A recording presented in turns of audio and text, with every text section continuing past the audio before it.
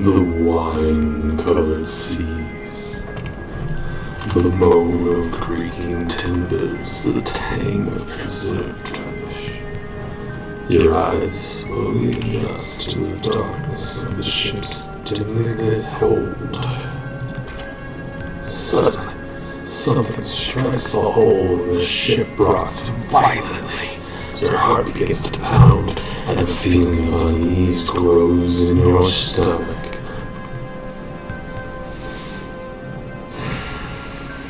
I rouse myself from a deep meditation, and you get to your feet and become aware of agitated voices shouting up on deck. Something's not right. You should make your way up top and get a bearing on the situation.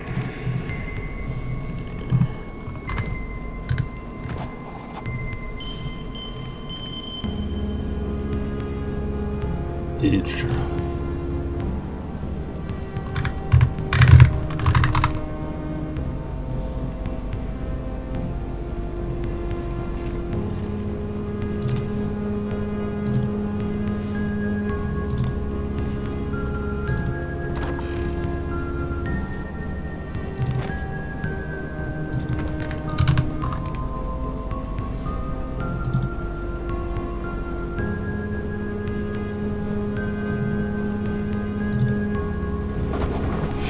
To your surprise, you realize that this door has been locked from the outside. It doesn't budge. Perhaps you could slip the lock with a thin blade, or use something to smash it.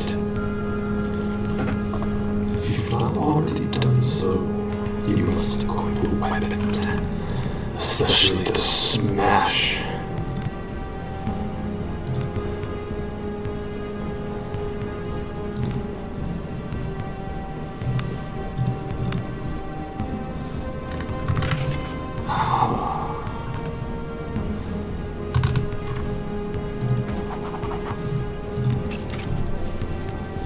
Smash it.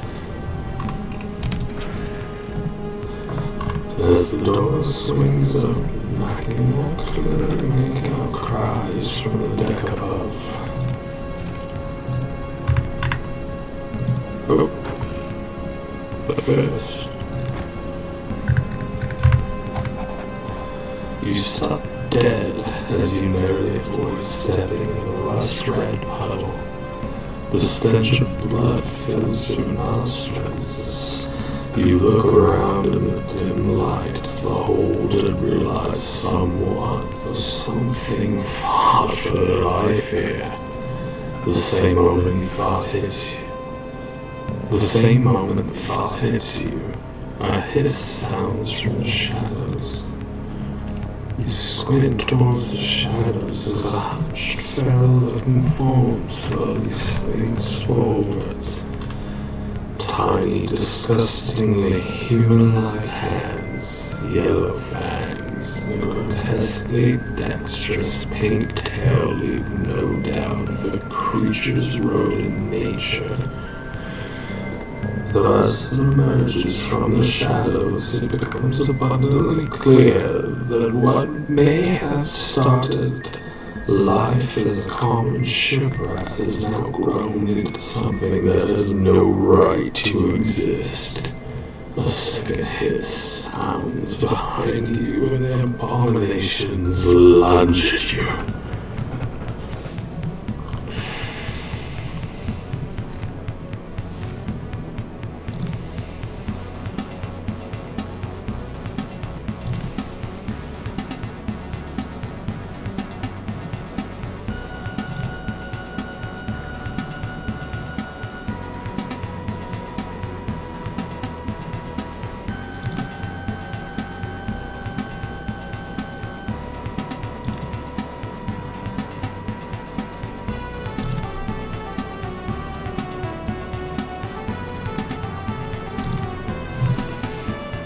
Draw steel.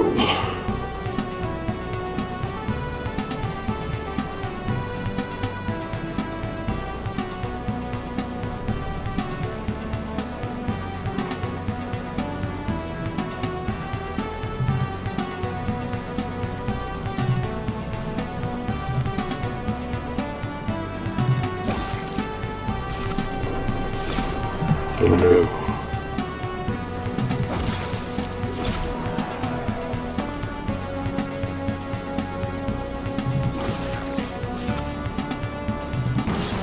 Critical hit.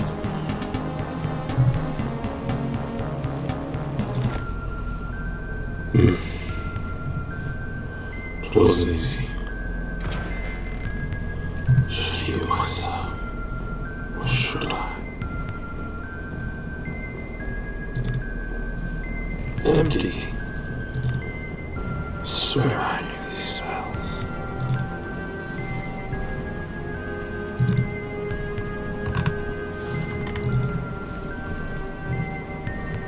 You've contracted disease from your fight with the rats, and you may see what conditions are affecting you. Oh, negative. Rat disease says negative. Potion.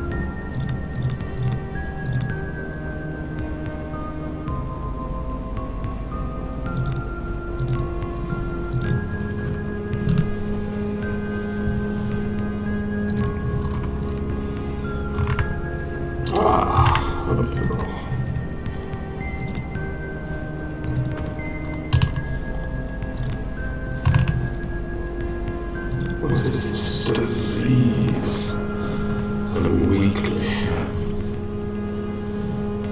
Must remove this with magic.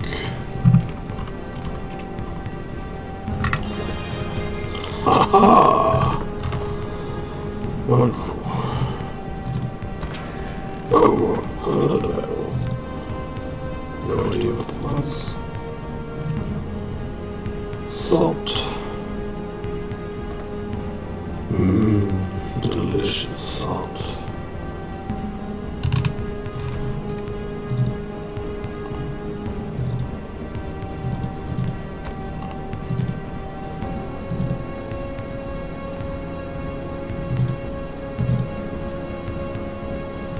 How do I work my way up?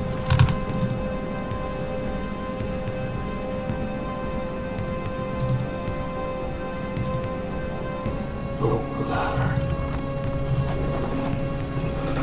I emerged onto the ship's lower deck, and as my eyes adjust to the darkness, I become aware of a hulking figure standing in the shadows. Goodash, here at last.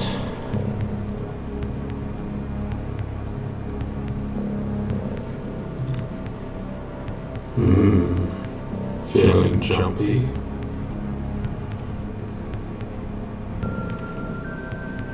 Roland, why are you skulking about? Shadows suit a face like this just fine. No matter, there's trouble, and you're needed on deck now. I know these answers. I'm needed.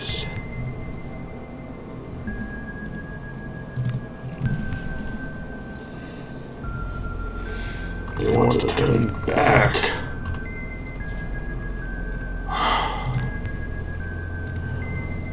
superstitious builds they claim they saw something in the water.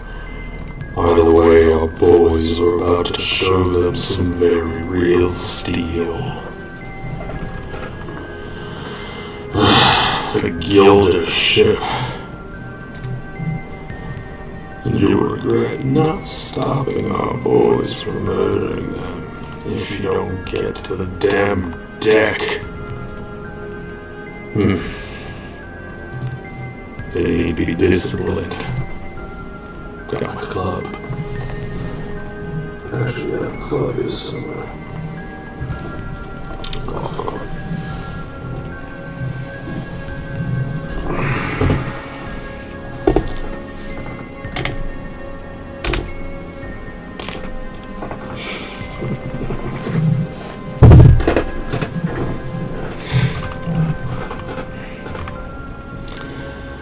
Let's go for the good it will do.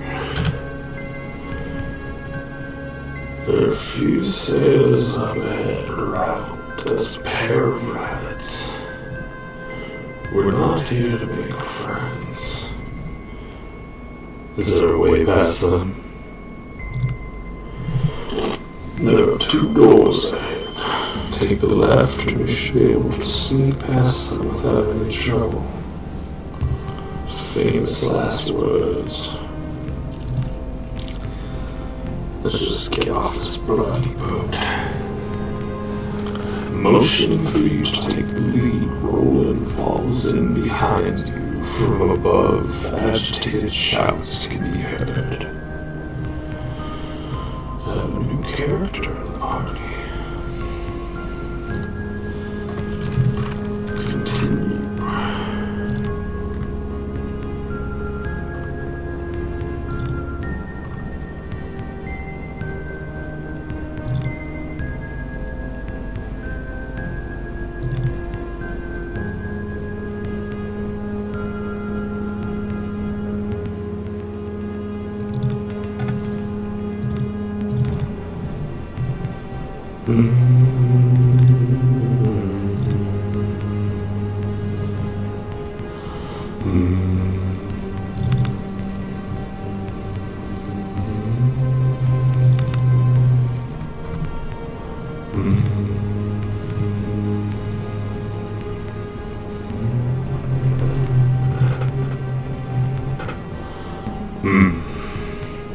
We're all much the same, he and I.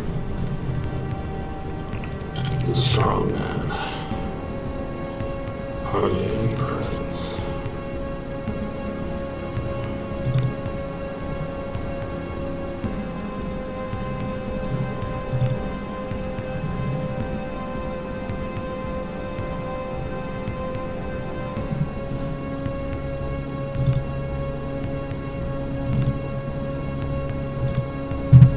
Do the talking, apparently.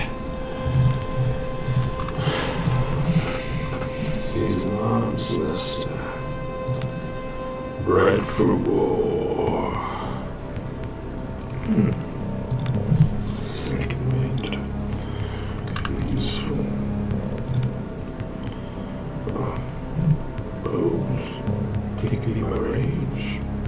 Cool.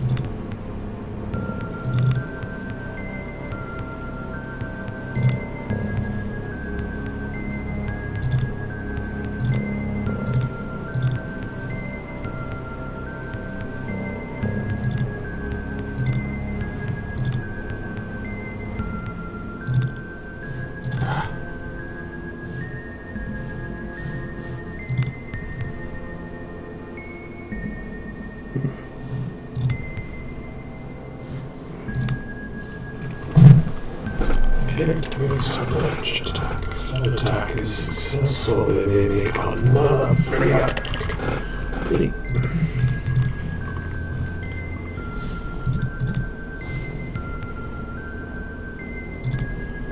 Save.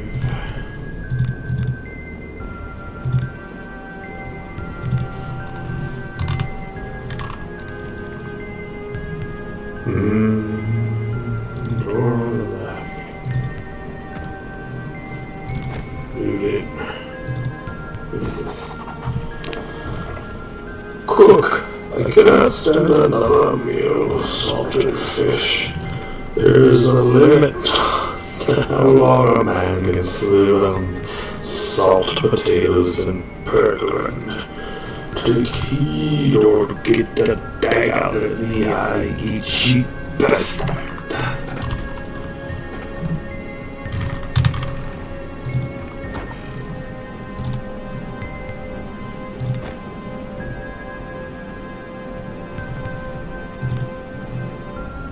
It's been afraid to have the thieves' tools.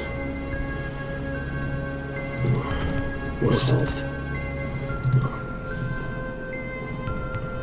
The door on the left.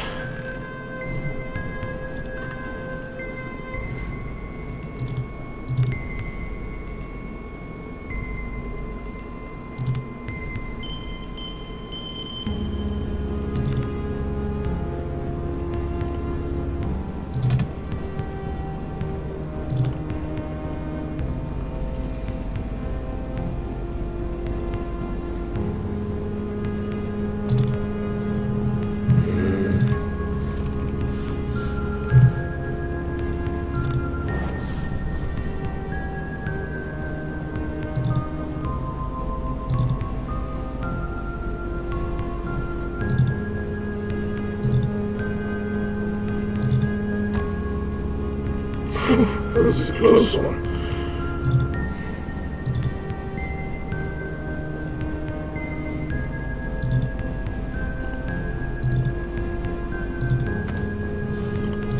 Cannot rest.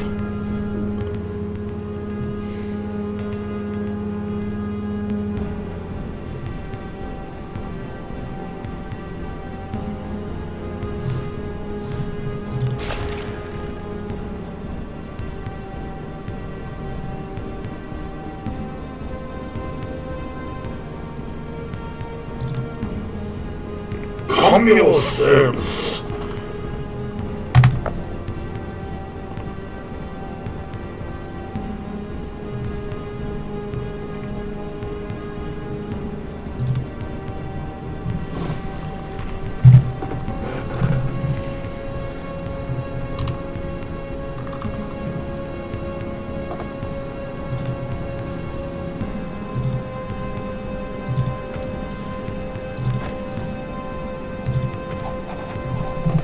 Corpse of a crewmate, a young man of barely 16 years called Solon.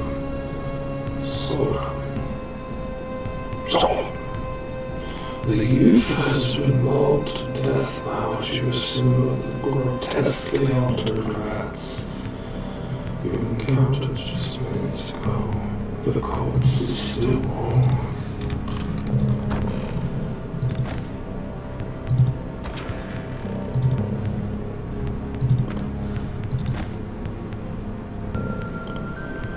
Poor Solon.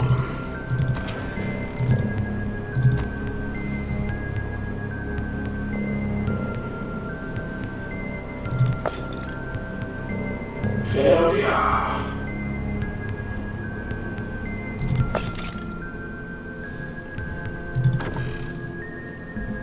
Ooh, buckler.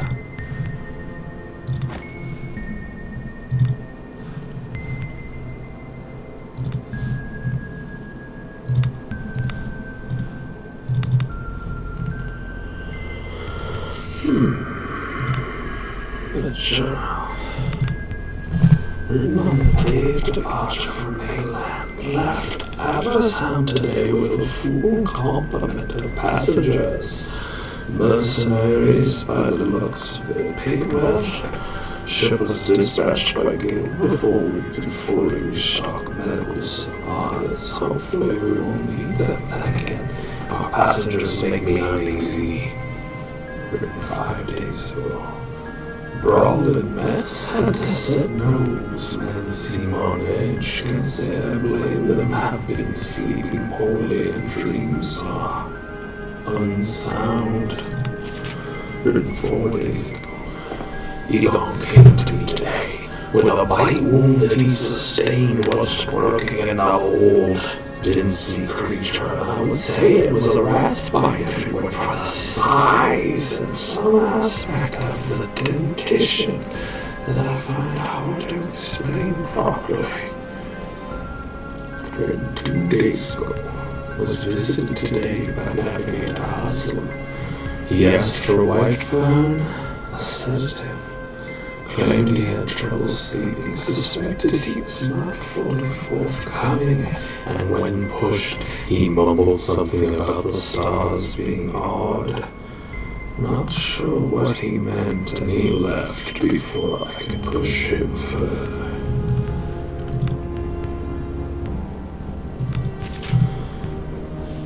Men are about to break. We cannot maintain our course for Hydra. Captain advised me today to make ready the surgery and to expect casualties. I suspect he intends to inform our passengers that he refuses to land on the island. If this is my last.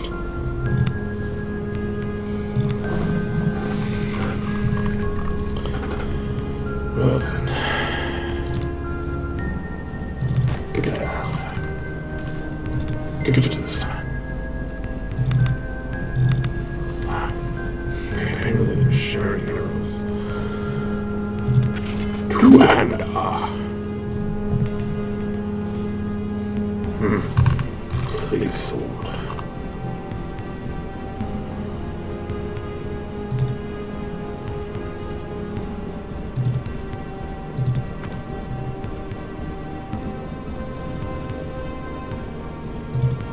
What's this? Surgical tools. Interesting.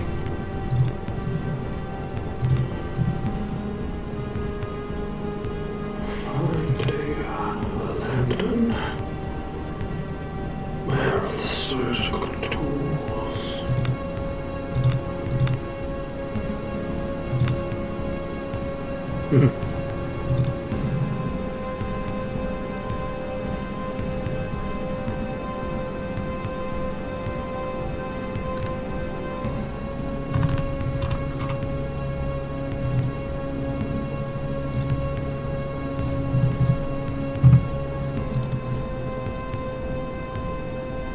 It's there right off.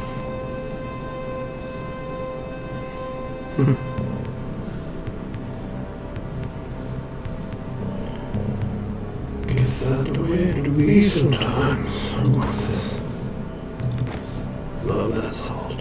Now, can I cook? Cook a little. We'll get some fine fish up in here. I should probably go back.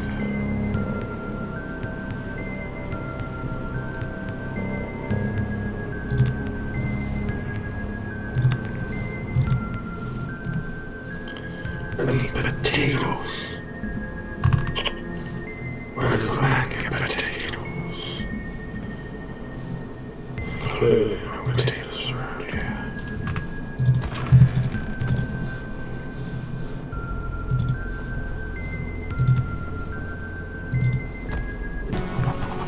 Ooh, no. Hey, look what we got out here. Emerged onto the deck and see two groups of men facing each other with weapons drawn. The ship shook violently in the grip of the storm as the lightning tore across the sky. Amidst the din of the storm, the frantic arguments bellow for attention of the assembled crewmen and mercenaries. But the ship's captain, the leader of the mercenaries you hired, calls think of a man named Estelle. Turn their attention to you. They look ready to use the unsheathed weapons in their hands at the slightest provocation.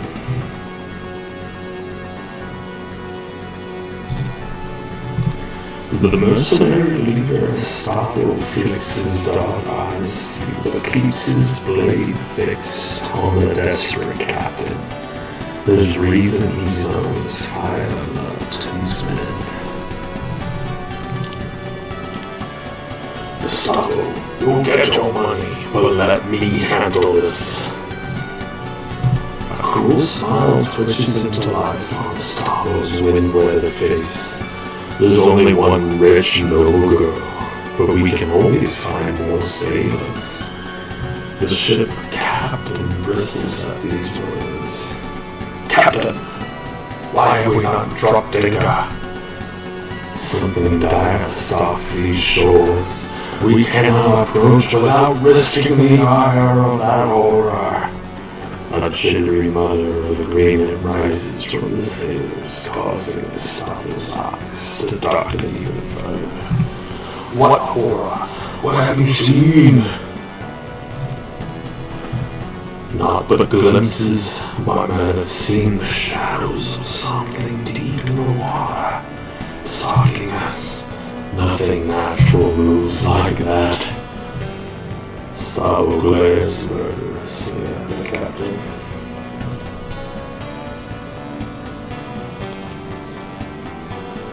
Foolish superstition. Something changes in the captain's expression. He stands tall. I will not order my ship and my men to certain doom. We shall not get any closer to the coast while I have command. I believe you, but my contract with these men does not mention your survival.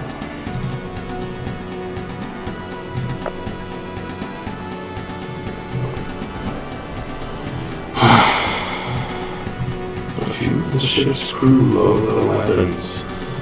The captain's eyes flit between you and Gustavo's murderous grin. He sheathes his blade and speaks softly, his voice barely audible over the snapping sails. So be it. May the deep have mercy. Suddenly, huge, monstrous tentacles burst from the water around the ship. For a split second, before the terror sets in, you wonder what Gustavo must be thinking as the monstrosities sitting over him. After reaching their full height, the tentacles curve inward and smash into the ship. Some pierce straight through the deck, others snap the masts like they were matchsticks. You stand frozen in place. Through a haze of splintered wood and panicked screams, you notice Roland. He throws himself out of the way of a tentacle and begins to fall overboard as the ship lurches once more. You dash towards the ship's fractured rail, dodging holes in the deck and wounded men beseeching you for help. Roland hangs by one arm from the side of the ship. You lunge for Roland's arm, but he loses his grip, and your fingers close only around thin air. You missed him by an inch. He falls wordlessly downwards. You watch as he is swallowed by the raging sea. The ship is listing fatally, and you see the great tentacles high above you, poised for the coup de grace. Abandon ship! As you jump, you hear the terrible rending of wood giving into flesh. The impact of the water winds you. The wave pummel you down. The currents beseech you to go deeper, ever deeper. Peaceful blackness. You sink.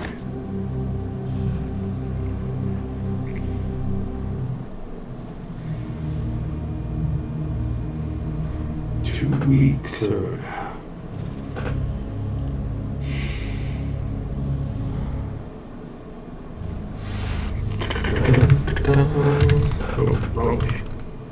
subdued. A guardsman dressed in the livery of noble house baron. The guard scowls somewhat at you, Arms Master Lyra awaits you at the main entrance. You best talk to her if you've not already done so. Arms Master Lyra, where are you? Hello. An aging armored man in the livery house of Barons stands and scowls at you. Eyes like coal peer out from a cracked face, fringed top and bottom with wild white hair. The older man crosses his massive arms, steps forward, and leans toward you. So, young sellsword, come looking for a scrap, have you? Oh, his voice is full of gravel. There's now a glint in his eyes, as though the old coals have begun to warm.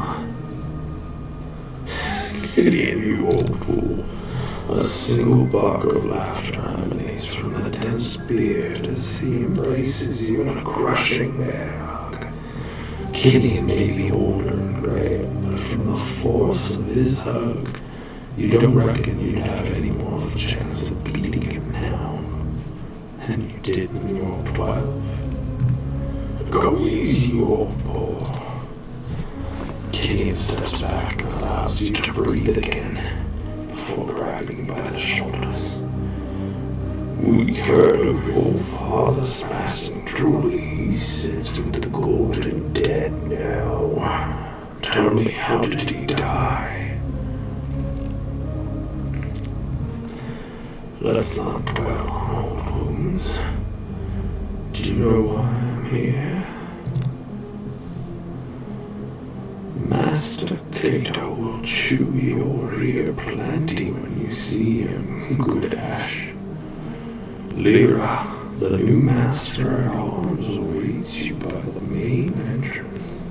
She'll escort you, and don't ask her not to if you think I had a temper. Joke pale aside the note of anxiety in the grizzled house god's voice. I shall look for this Lyra.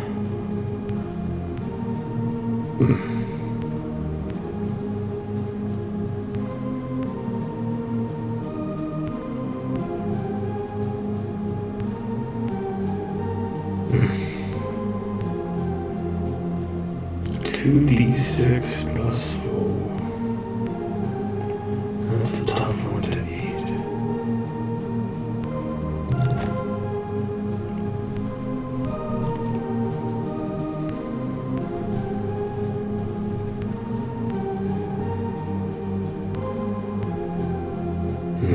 If you want to explore, for old time's sake, take this lantern.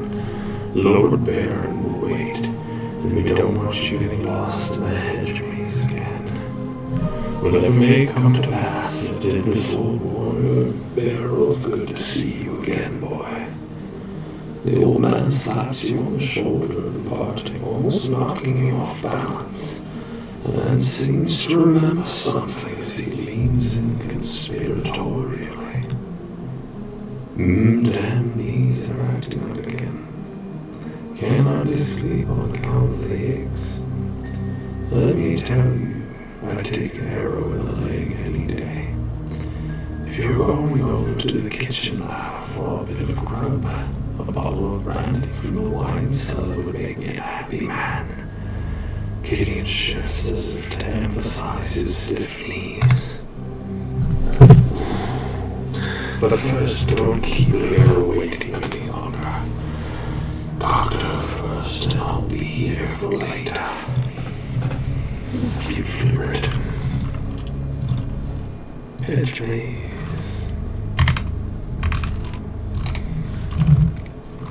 Oh, 5, 4, 3, 6. Definitely 6.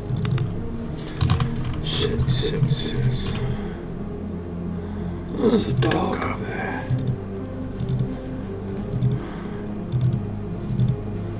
Hello, Bobby.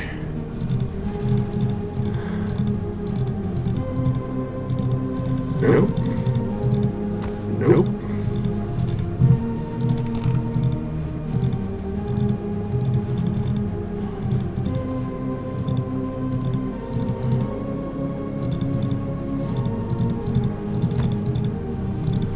No. What's up, my dude? Yeah. Okay, save my game. I should probably save my game. Save it.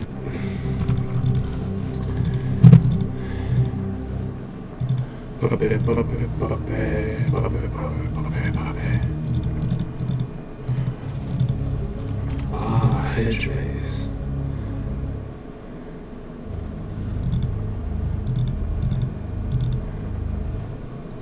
Yeah, we'll say hi. Or can go get a bottle for my man.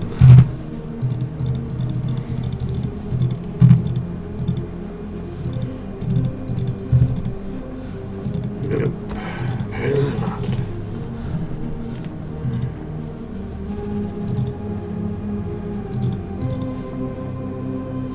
Interesting.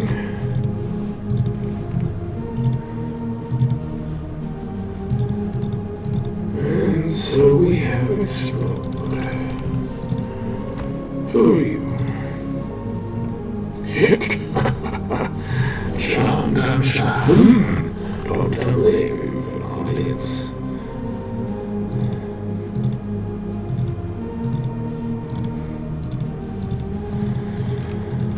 Well then. Lyra? A woman stands before the main entrance to the villa. Her posture speaks in graceful coil power over a dueling ace. No doubt she is the new master at arms for the house baron. And as you approach, she offers a quick, neat bow just low enough to be respectful. Greetings, Goodash. Master Cato welcomes you back to the house baron. I probably see my regular voice. Greetings, Goodash. Master Cato welcomes you back to the house baron. The master is eager to meet you and is ready at your leisure.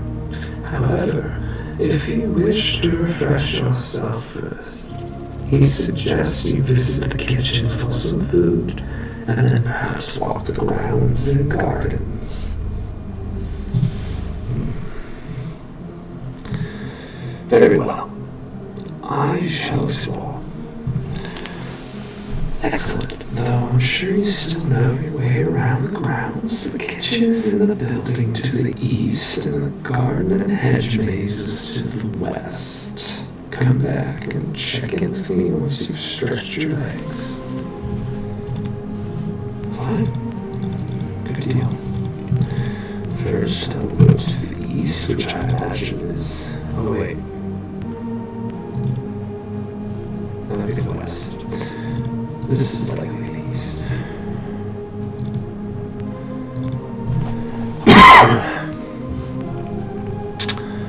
Everyone bows, they know who I am. They say, Goodash, good day. And of course, old Magda is no longer where she used to be, sitting by the oven, kind, red-faced, and tending a shake of lamb. I remember that matronly woman as she sat humming to herself, pouring fat over roasting meat. Child, come here, will you? Magna was always a beacon of kindness in her childhood. Such qualities were few and far between. Magda clasps you gently with her tubby hand. Have you eaten yet? Before you can answer, she produces a small bundle of treats from her apron and hands it to you. A son to the master at arms for the great house baron. You did not go wanting, materially at least. Thank you. Magda looks at you with kind eyes as you pick at the bundle. He's here again, down in the cellar. He's not so good, my child. Sleeping now, but it would be best if you got him to bed before his men see him like this. Again, the knot in your stomach is as real now as it was when you were 12. I'll go get him. Don't worry. He won't make a fuss, he just needs time. You know Goodash deep wounds take a long while to heal. I do know that time also heals all wounds. And the old woman turns back to her meat and resumes her meandering humming. The sound of a man clearing his throat snaps you back out of your reminiscing. May I help you, my lord? The man in a chef's outfit offers in a hoarse voice. Nay. The chef offers a short bow and retired with a sincere smile. I am Chef Armand, and my humble kitchen is at your disposal, my lord. Sadly, I was told of your arrival minutes ago, and my oven must be fired up again. You must be fresh. Indeed I am. My suggestion is lustily whilst I stoke the fire, you run down the pantry and fetch some cured ham and cheddar cheese. I will then teach you how to cook my renowned melted cheese sandwich, and you shall never want for an evening meal for as long as you live. Very well. Splendid. The pantry is west of the wine cellar, and the cheese is kept in the northernmost room. Return when you have cured ham and cheddar, and I shall provide bread and instructions. Now venture forth into the underworld. But the cellar, where is that? Use the hatch on the floor over there. Armand points towards a wooden hatch by the wall. It's quite dark down there, but there should be a lantern in the chest near the stairs. Good luck.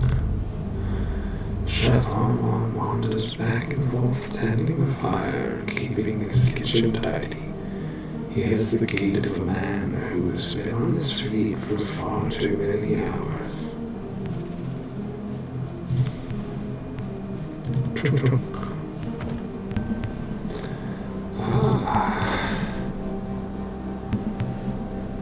Why not? Empty bottles litter the floor of this room, and you chuckle to yourself as you imagine the kitchen staff in their wine tasting sessions. No doubt much revelry has taken place here. And then a cool gust of air from the passage to the north. The wine cellar lies that way, and you can almost hear faint sobbing. Ghosts, no doubt. To the west we go. Get some cheese. Cheddar cheese, please. Where is the cheese? Ah. Ham.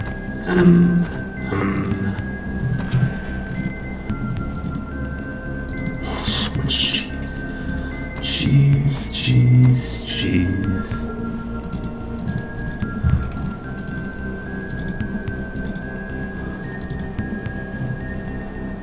Brandy.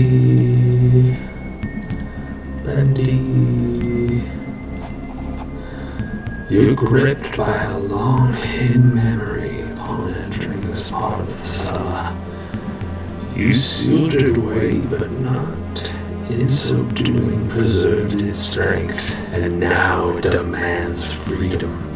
Oh, this is where I saw mommy kissing the man's. You can still recall smelling him before you could make out his writhing shape in the dim light of the cellar.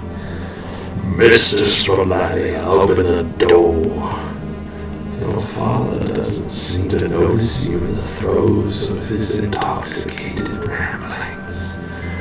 How could they take her? Her chambers are locked from inside. Where is she? Tried to take some sense.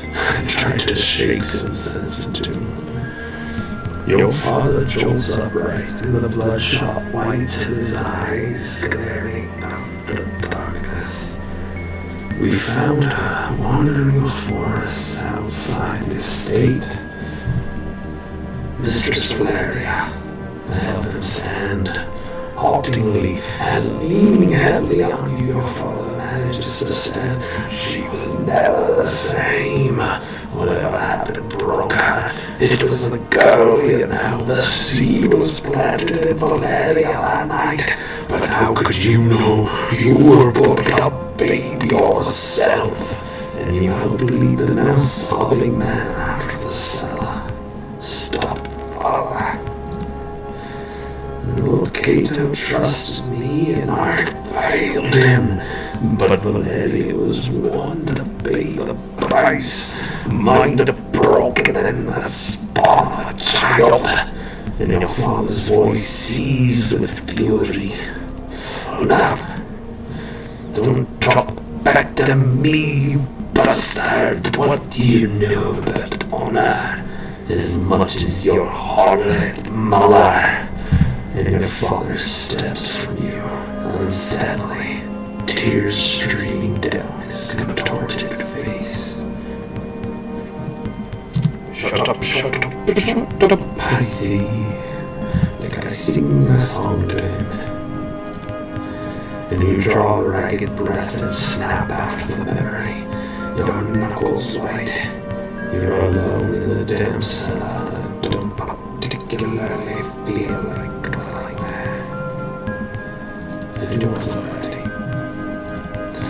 Thank you.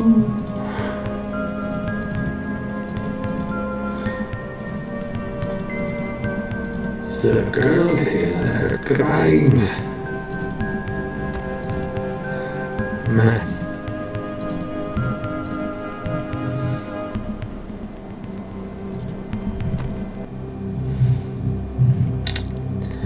I got the juice and the bread. We're making sandwiches. Chef Armand wanders back and forth, tending the fire, keeping his kitchen tidy. He has the gait of a man who's been on his feet. I have allergies. Perfect. First of all, here's some bread. Now, the cauldron is quite empty, and just warm enough for you to use. Remember, you need both bread, ham, and cheese to make the perfect sandwich. Now, go give it a try and bring me the result. I shall see if you have it in you. Okay. So I get the bread, and I get the cheese, and then I go smash, and we make a good sandwich.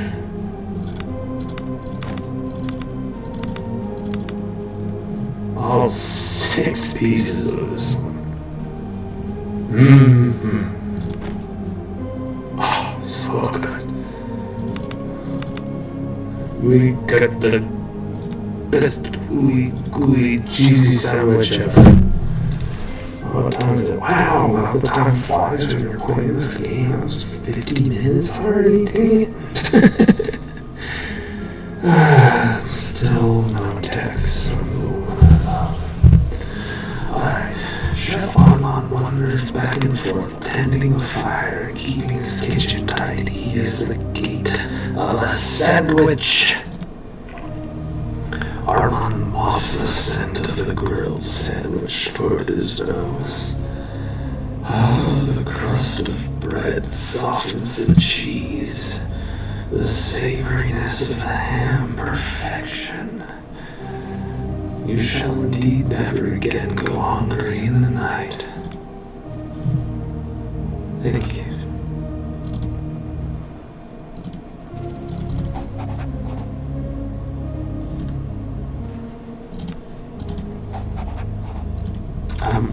We're gonna do this dance. Yeah, okay. I see how it is. Oh, this is you. I have your medicine. Ah, that's some fine foraging, young whelp. Before you can get a word in, Gideon snatches the bottle and corks it and drinks it deeply. The old man, eyes closed in relief, lets out a deep sigh. May your sleep be dreamless, he speaks as if to himself. May your sleep be dreamless. Gideon smiles sadly. An old sailor's greeting, something one mercenary would say to another as a prayer. Do not dwell on painful memories, the kind that comes with the work, your father and I. Gideon halts momentarily, looks at you. Your father and I would always part with these words. Now, I've taught you long enough. Be on your way. Go. I feel like I need a sword for this, but that's okay. I got a lantern. Apparently, it's a light. Goodbye. You stand before the gate to the hedgeways. It stirs old feelings of both dread and elation. The sounds and smells of the estate grounds as they were long ago called to you from distant memory. You feel you could easily plunge into the depths. You could easily plunge into their depths. I let myself go and remember. But first I use the restroom and turn on the heater because I am freezing.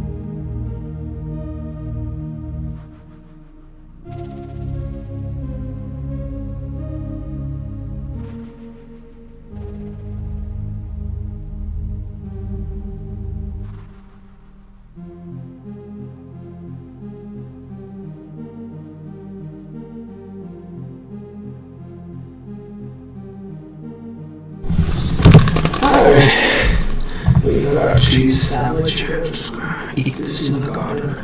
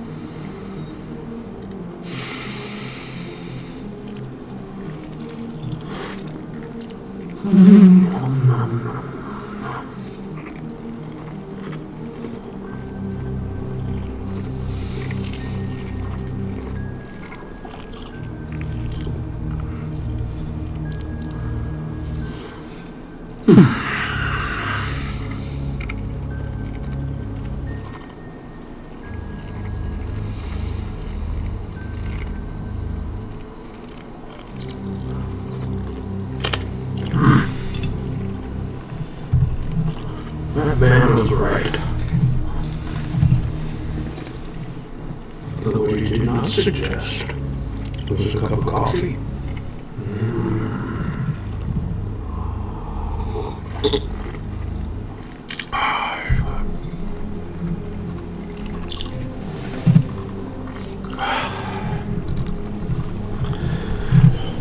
Coffee helps me remember which day it is at this time.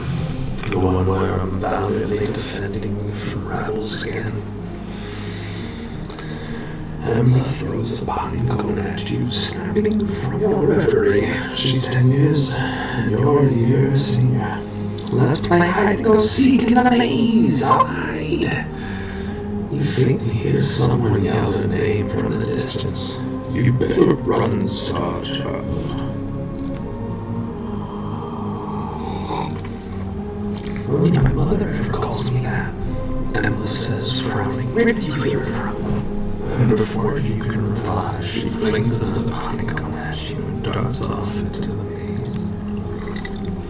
I give chase. You hear a man's voice yell Emma's name again, much closer now. By the way, she lost you in the winding passages of the hedge maze. Your memory tugs at you, urging you on to the center of the maze.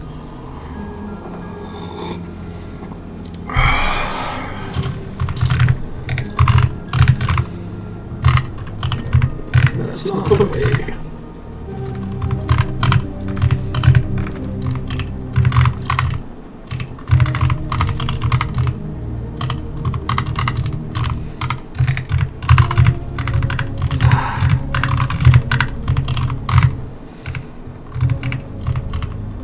Click, click, clack, click, click, clack. Hello! Who are you, sir? Yes, follow me.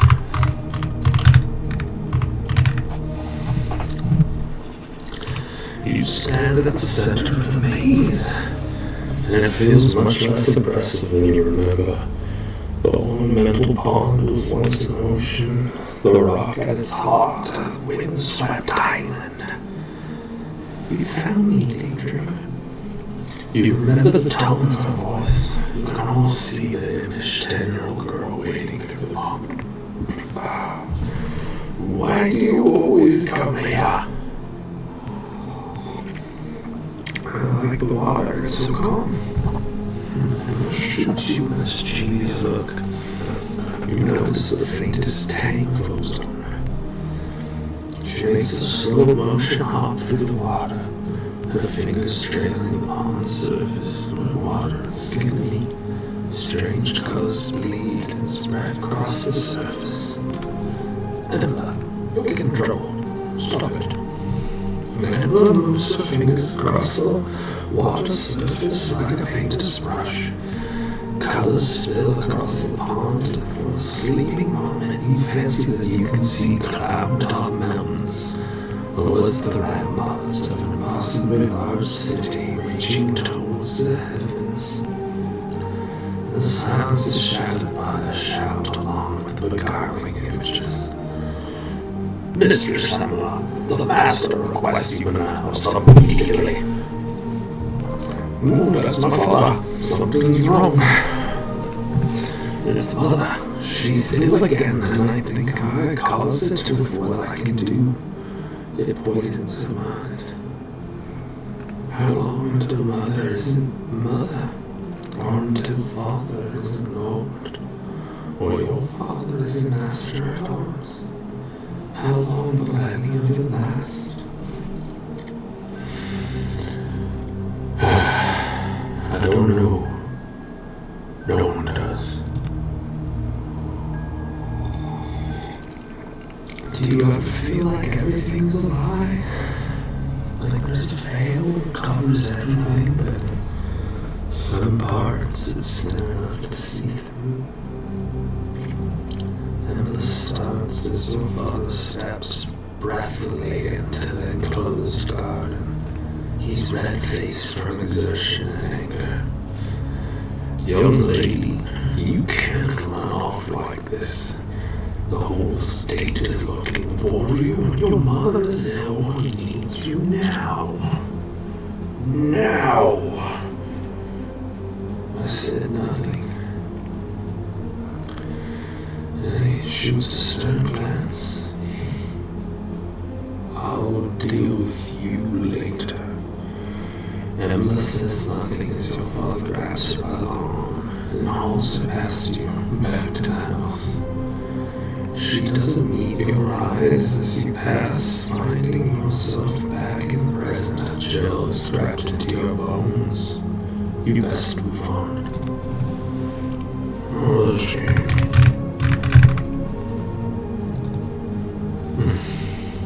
Those were days.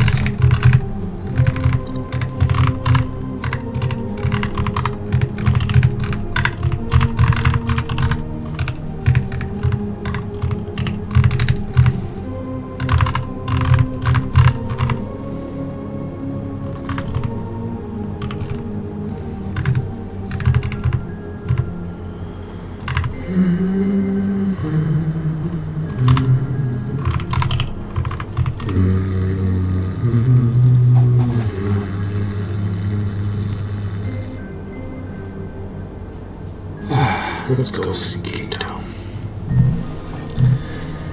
Very well. If it pleases you, the master is in his office just ahead. And note, once you meet with the master, things may move quickly, and you may not have another chance to walk the grounds.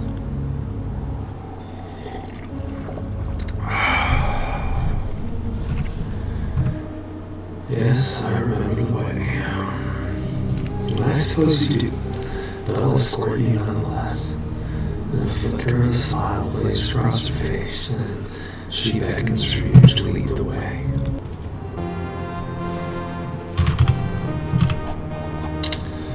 The opulence has faded, the shadows longer. Clearly much has changed since the last time you were here. How long has it been? It's been years, perhaps decades since I was here. Not since father was the home's master, not since. You must have your wits about you. Perhaps now's not the time to dwell on painful memories.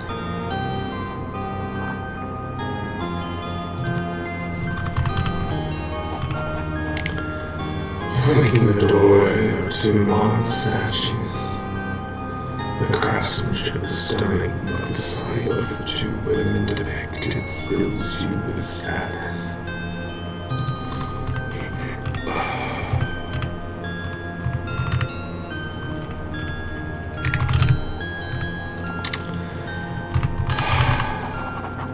Cato Berry sits tall in a tasteful but modest reception room. He looks less imposing than you remember, and with a few more crow's feet. Nonetheless, he's lost none of his composure or air of casual authority. You take a seat across a formal desk from him, and the study, like the rest of the villa, is half lit, giving a morose cast to its opulence. The older man's face creases into a tired but genuine smile, which momentarily lifts some of the room's oppressive mood. It's a mercy to see you again, your own man and in your prime, Cato says before a frown consumes his smile. It's just a shame our reunion is overshadowed by the fates of those we love.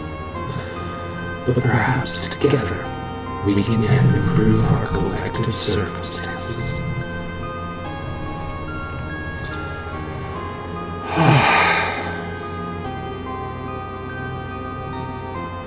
So what is the reason as to your beckoning? Emma's missing. Cato's voice quivers momentarily, betraying stoic features. Now I beg of you, Goodash, help me find my daughter, help her return home where she belongs. She left without a notice a week ago. From the scant clues we had, we believe she boarded a ship bound for one of the Outer Isles. Intro. She went off her own free will. At the time I thought little of it. Since then, however, there have been reports, grave ones. No one and no word has left Edger in days. Rumor has it even the Imperial Augurs are in the dark. I know not how this touches the fate of my daughter, but she must be returned to me, one way or another. Any idea why she left? Something's been building in her for years, an aptitude of sorts. I suspect you already knew. In any case, it's grown much stronger lately and drives her in ways I cannot understand. I suspect she is looking for answers.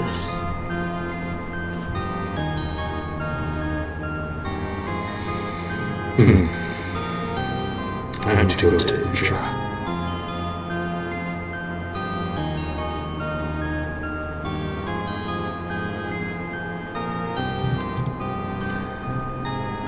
And Indra, why indeed? There is little on the island save the port of Horin. If Indra was her destination, she must have landed there. Horin, an old imperial port at home to a few hundred whalers, traders and the occasional smuggler. We can only speculate to what drew her there, but it is our only lead. I'm to go and find her. From there, I trust you to do what needs to be done, spare no cost. Just bring back my daughter. And if nothing else, the port will be dangerous enough. That is why, as some roll in the gray out to me, a crude but effective sellsword that I made good use of before he shall accompany me on this task. The man is a grizzled veteran. He may have slowed with age, but his experience and reliability more than make up for it. He's also much respected by Simmerland, and so will be instrumental in hiring a reliable crew. I'll take that into consideration. Kato shows you his upturned palms, beseeching. I know this thing I ask of you is fraught with danger. But this is your chance at improving your fortune, materially, and in honor. What say you?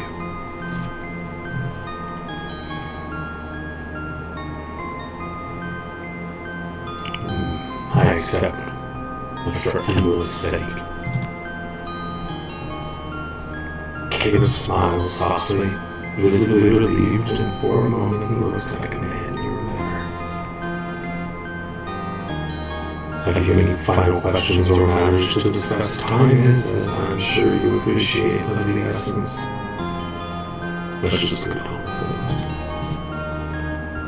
it. Kato stands with poorly concealed effort. And Goodash, you stand to meet his gaze. Return to me, there is no other outcome of this affair. I shake his hand and leave.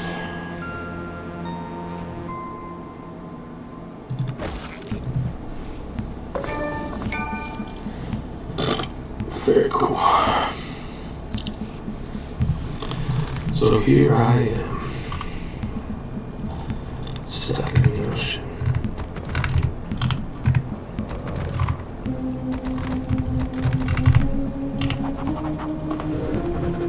And slowly I drag myself from the cold water onto the relatively safe, solid rock. I try and fail to stagger forwards as exhaustion washes over me in a great black wave. Oblivion takes me before I hit the rocky ground. Oof. Oof. I'm awoken by the cacophonous cries of gulls circling.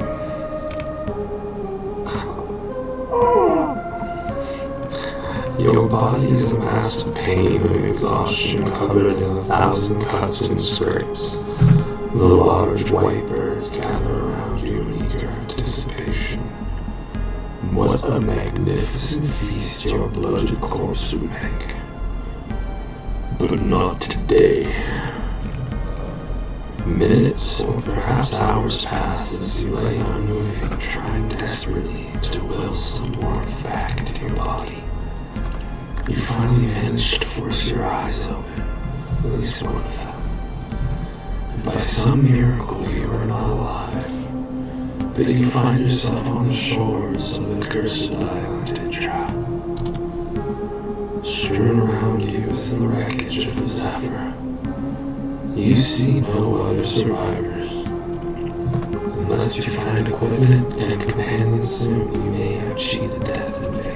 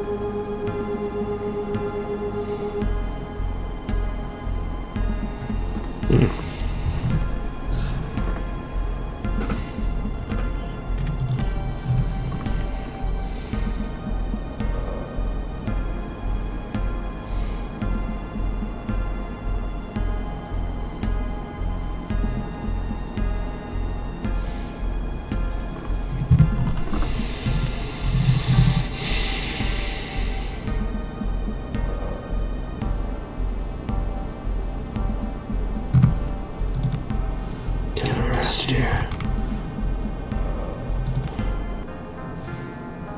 I have no food. I just tried to click on cherry pie, but I have no food.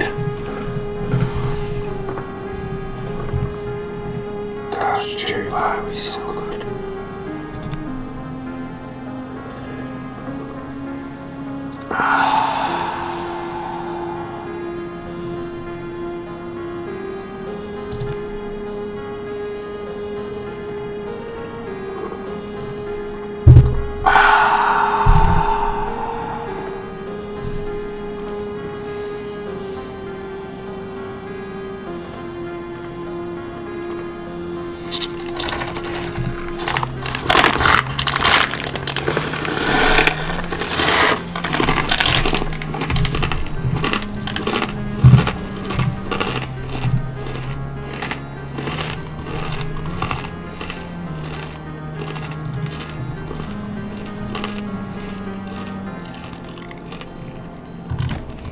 There's no food. Whoa, what is this? Scrimshaw, a mug and gold. What is Scrimshaw? I know not.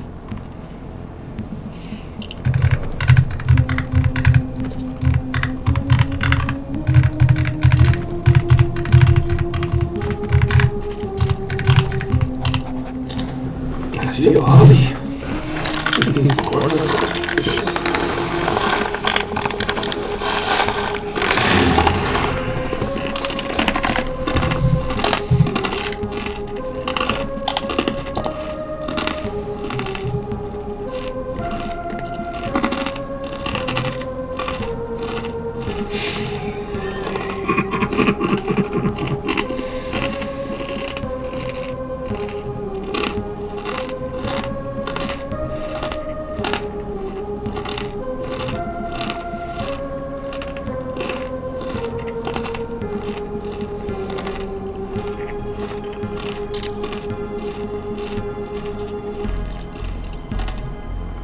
Could not be.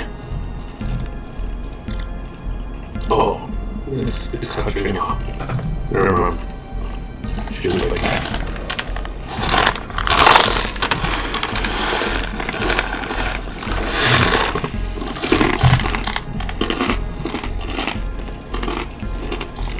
her brows always furrowed.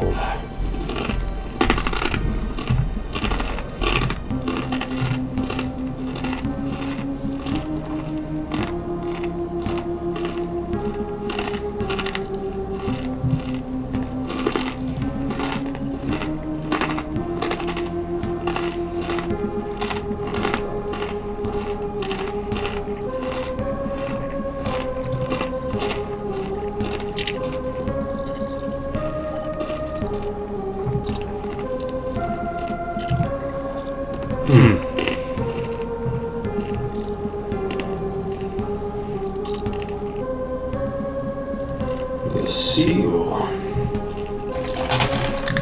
I'm so glad we found this store. We'd die without him.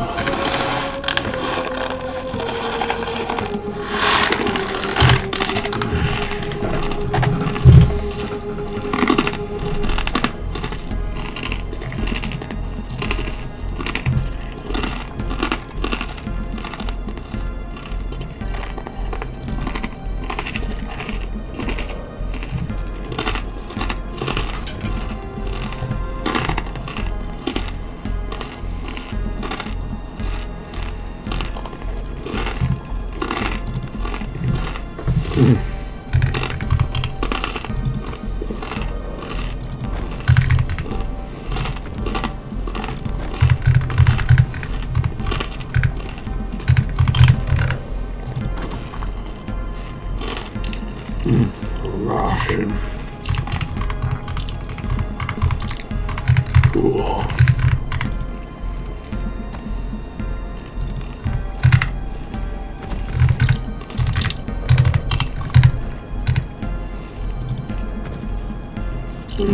More scrimshaw.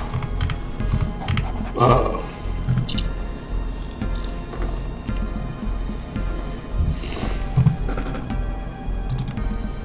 Yeah, that's not good at all.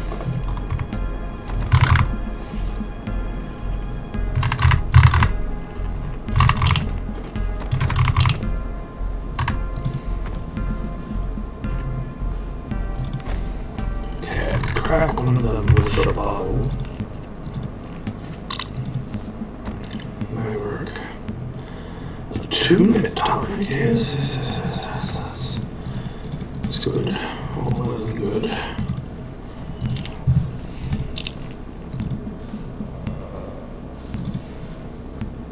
Hello, who are you?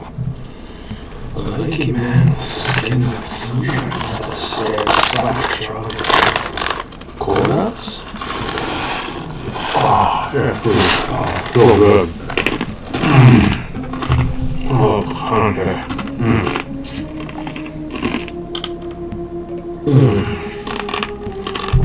Coffee. Oh, yeah.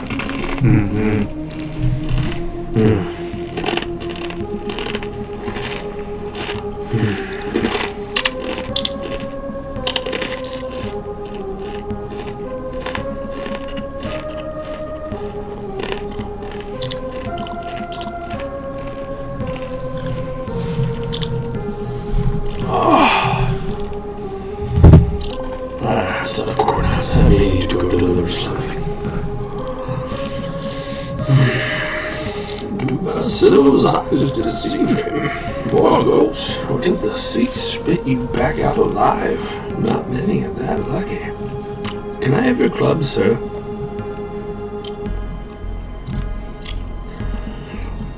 Basilo makes his living picking at what the mother of maelstroms does not swallow, and it's been rich pickings as of late, crates and barrels, and even a hot, fleshy morsel.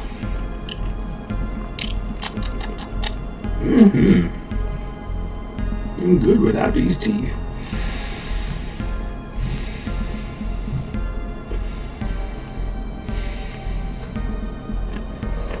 Every now and then, Mother Maelstrom offers up a little fish. I have a bit of fight left in them, and all Basilo does is help put them to rest. You got a lot of fish, huh? Don't worry. I did them all real nice, just like a father taught. Anyone still swimming gets a knock on the shell, and tell me he's good and floppy, not to worry. I've been doing it for years. Used to help my dog hold him down while he did the knocking quick as you like. I'm very good at what I do.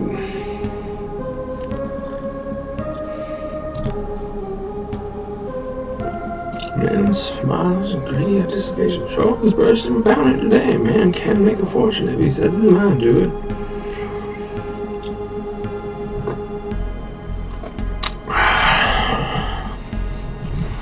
Better yet, no need for Basilo to risk his hide. You seem fit enough, and I've got corn.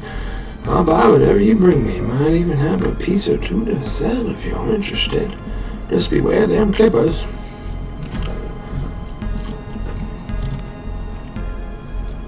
Well, Basilo will be warming his bones up at the old abandoned farmhouse right behind us. Find me there.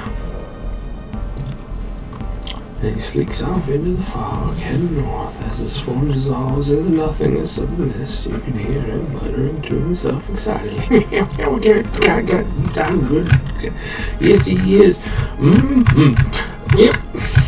Let's go see where we can ride ourselves. Uh-oh. Blood will flow. Can I quit some stuff, please? Oh my goodness.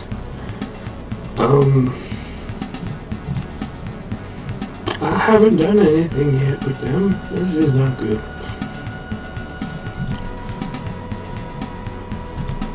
Protect me.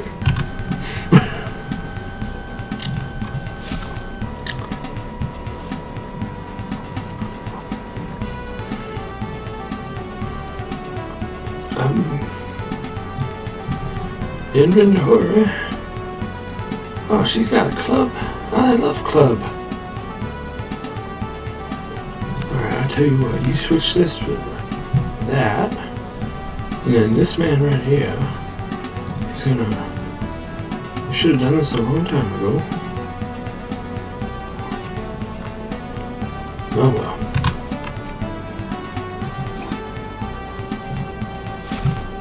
Oh, this isn't good. Alright, you definitely need something. There you go with that.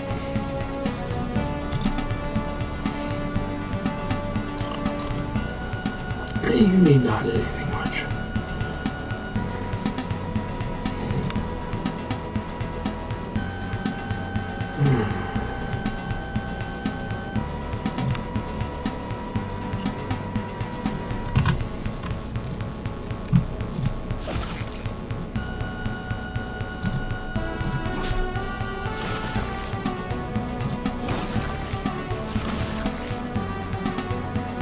This is not good.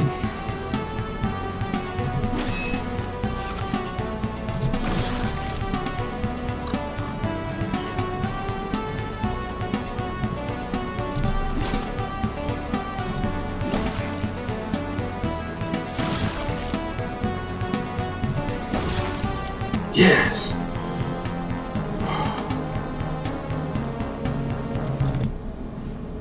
We really should rest. But first, let's find out what's going on. The body lies broken upon the ground. Though it has been gnawed by hounds, it seems clear that this person fell or jumped from the cliffs above. Crazy. There's some mushrooms. It's nice.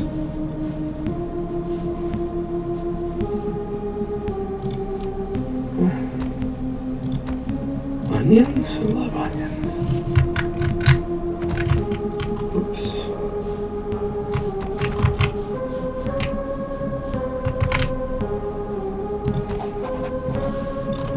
And he has no belongings on him because clearly Basila took that.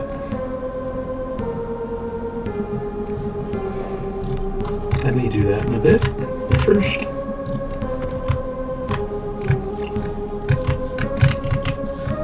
let's camp.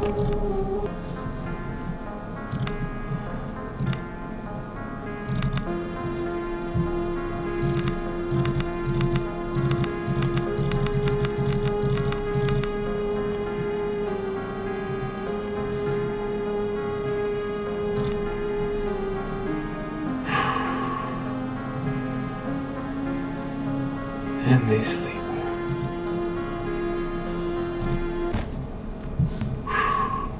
Hopefully that's enough. Alright, here we go. Athletics, huh? It's your athletics. For the first time in your life, you are overcome with a sense of purpose. The path ahead of you will undoubtedly be difficult, but you are certain it is the one you are supposed to take.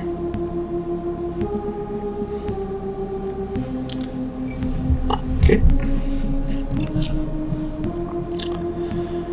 Let's see here.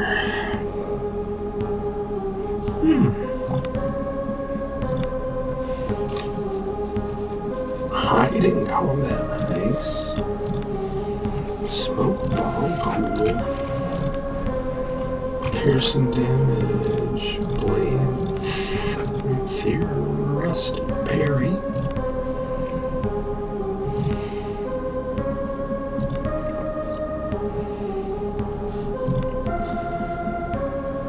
She's already a 3 in athletics.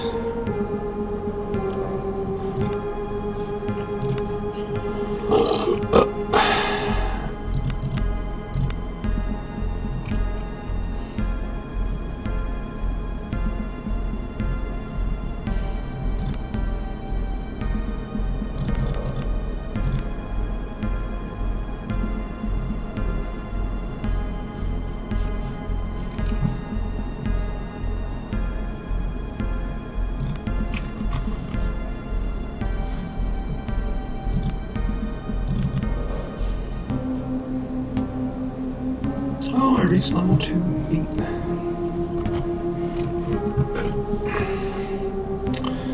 We get 3 points for this level.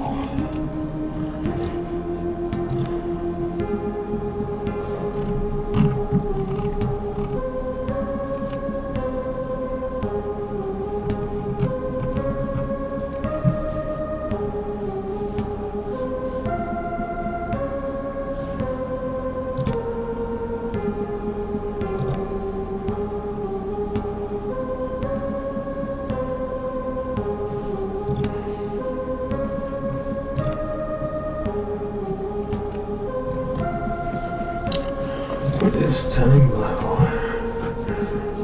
Cool.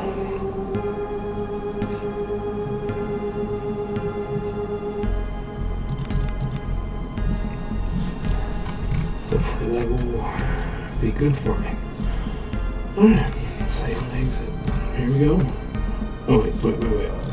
You first.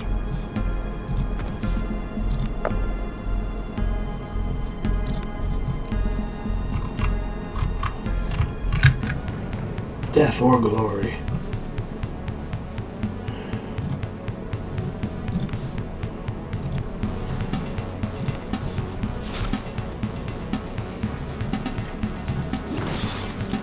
Critical.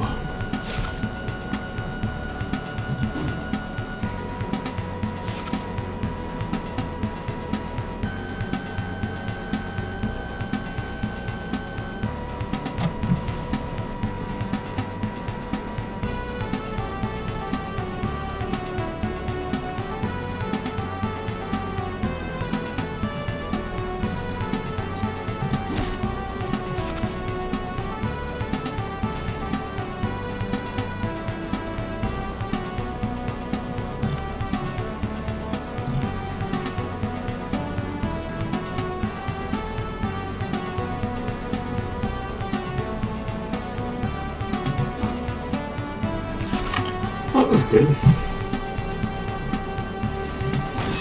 Critical.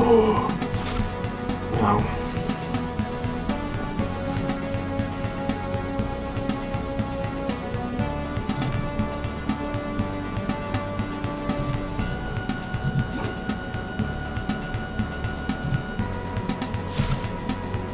Dang it.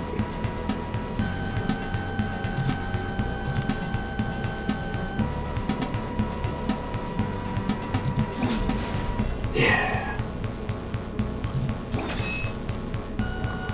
That was cool.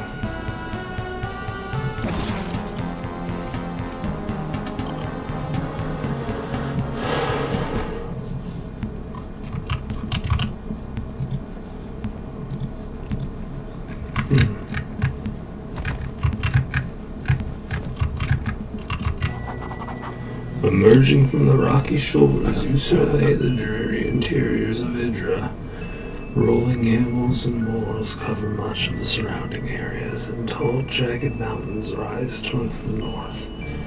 East of you, a lighthouse can be seen, its faint light flickering against the gloom.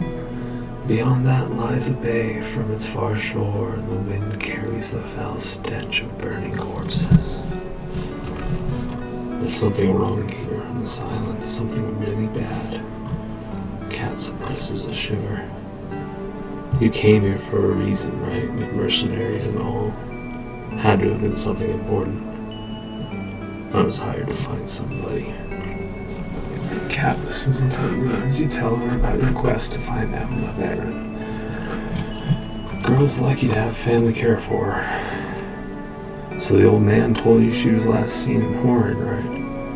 Well, I've been to Horn. Landed there on our last run, and I can tell you something felt off about the place. But nothing like this.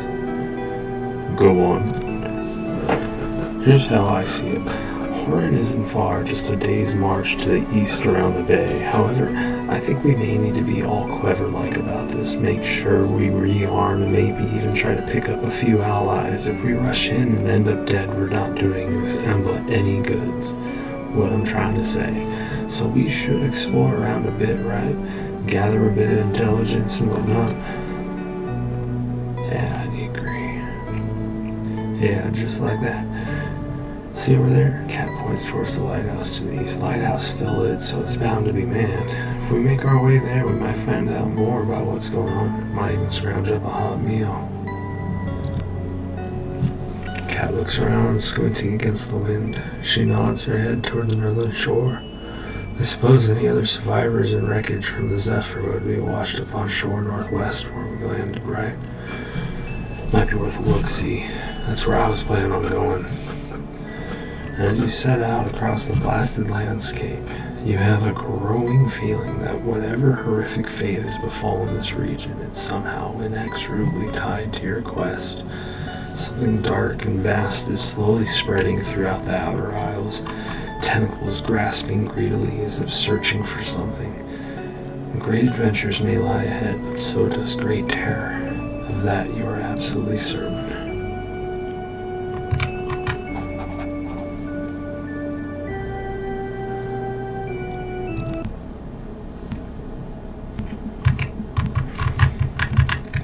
I just want to get up here.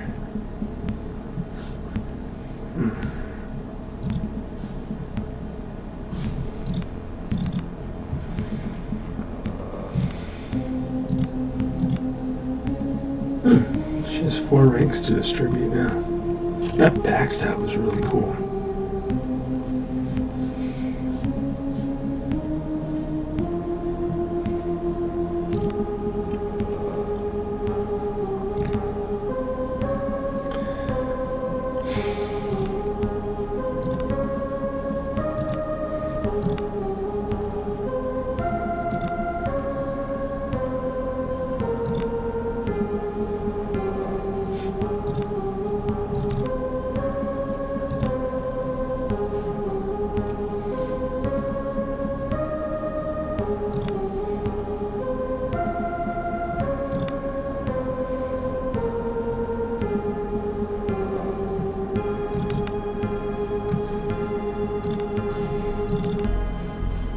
Level 3.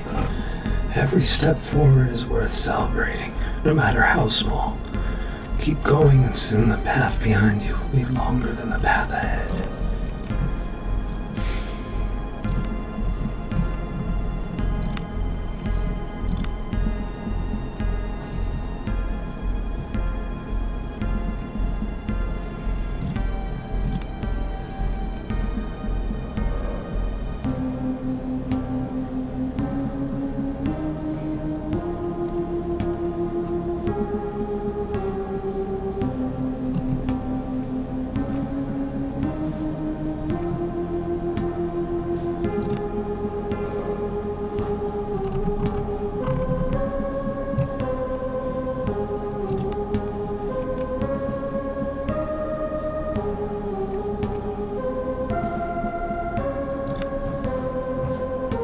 Thank you.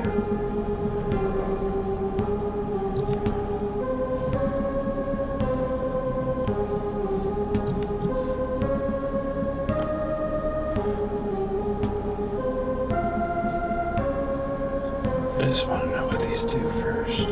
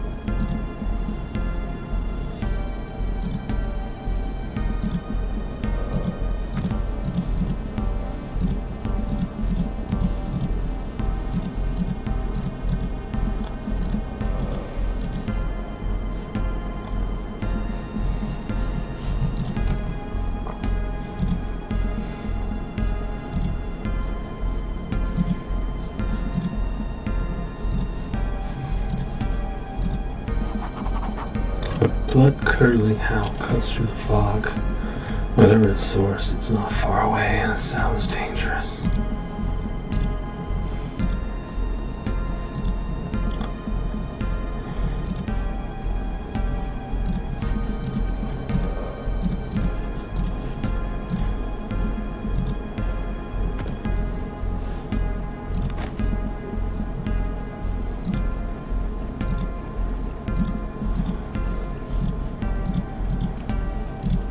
What can we give her?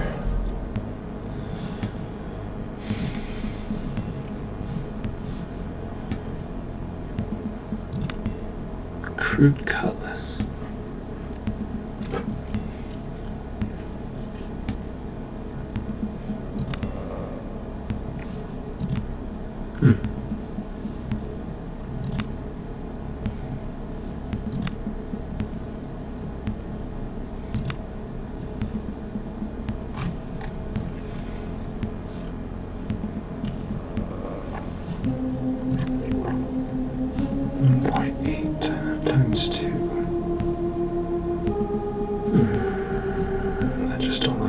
this one. I think I'd rather hit.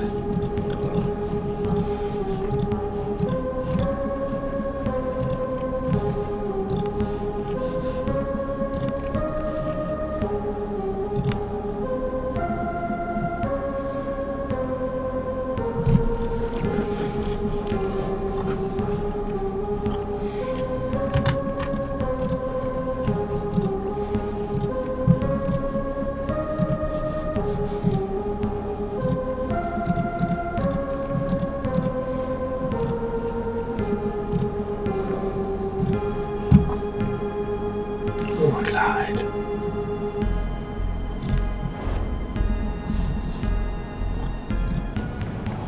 Oh, blood will flow.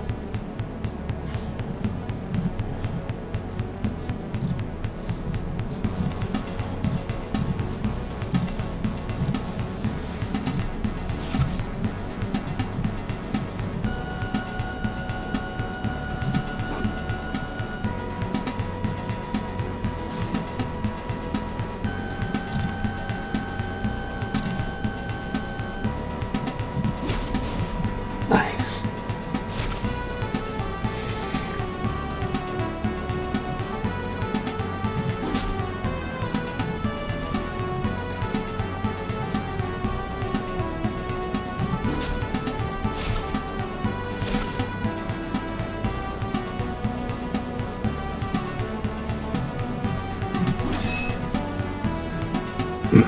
It's very interesting. Let's see here. Cast a spell.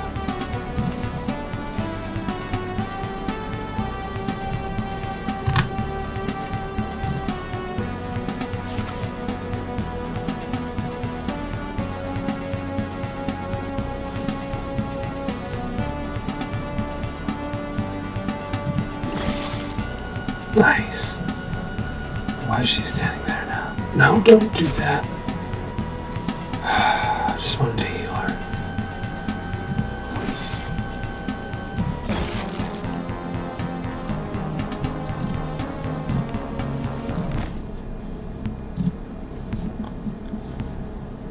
So much for that.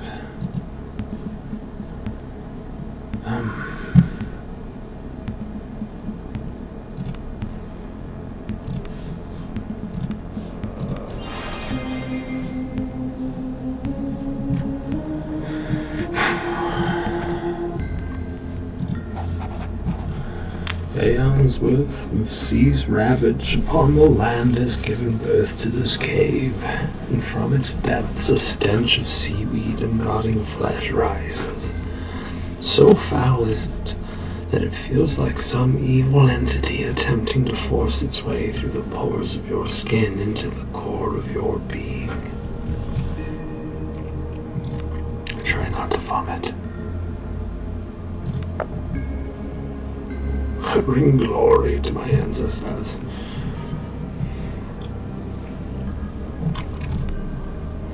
Stealing your resolve, you manage to calm your breathing.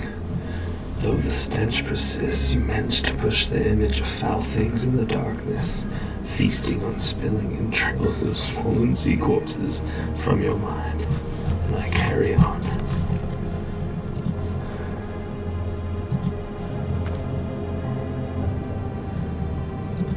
Cave child.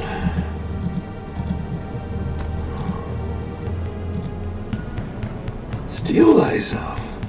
Oh my goodness. This is a lot.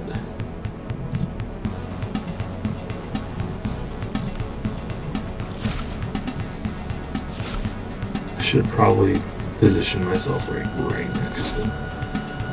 It sucks.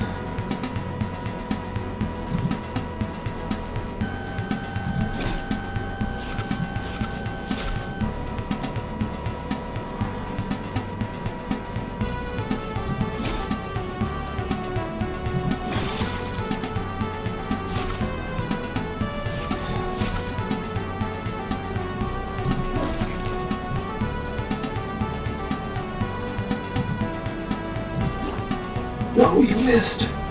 It's been huge. Oh, that's not good.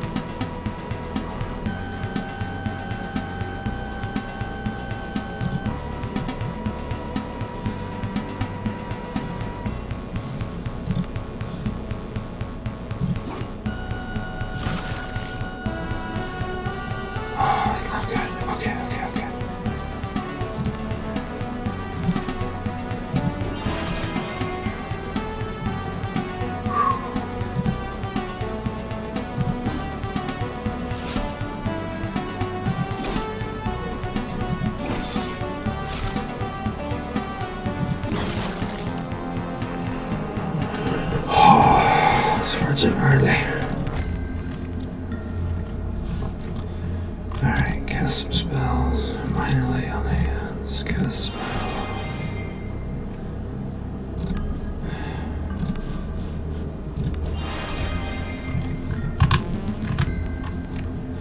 I save.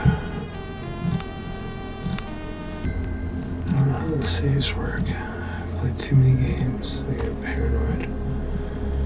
Sturdy chest. Oh, I have these tools. Nice.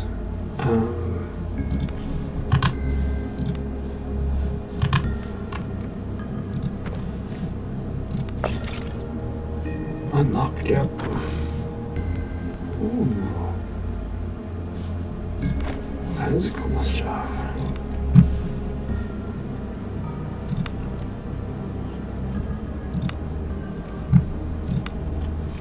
Chainmail, she cannot wear that. Alright, you can.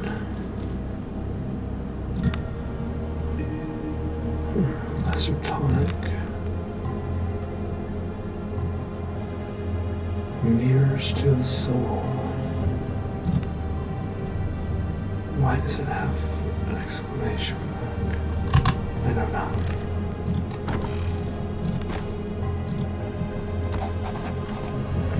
Old and ruined shipping crates littered this part of the cave. Only smugglers would use a place like this to store their goods. Perhaps there are other similar caches to be found on the outer aisles. Perhaps.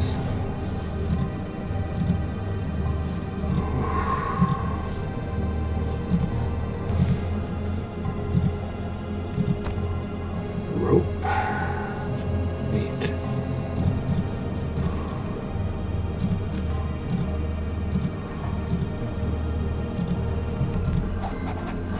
Large, misshapen crabs emerge from the water all around you, intentionally or not. The seemingly mindless beasts have laid an ambush for you. Okay, well, here I am.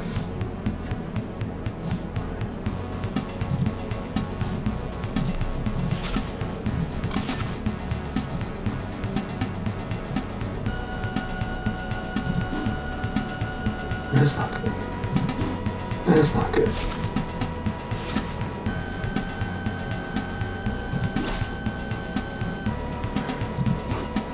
That's not good.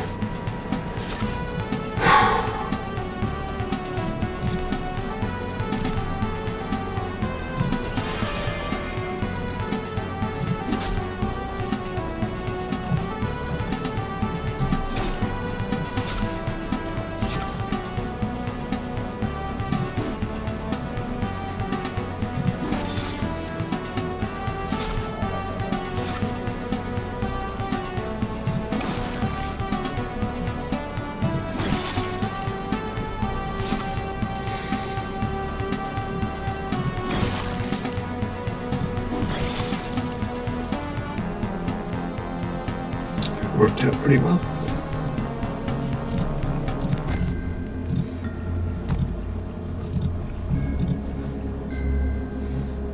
Hey, what's up, dude? Good? A haggard man dressed in the livery of a nautical guild huddles apprehensively in the corner of the small chamber you're standing in. His lips are dry and cracked, and he appears to be parched. Dead emperors, please tell me you found a way out of this pit. Oh, I have. Curse me, I have to get out of this hole. I don't even know how long I've been in here. Days? It's like time doesn't pass right, but I've not died from thirst yet, so it can't be that long. I just need to get out.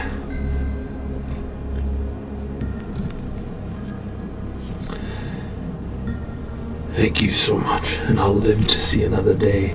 By the golden dead, I'll be mending my wicked ways if I make it out of here. No more dice and whoring.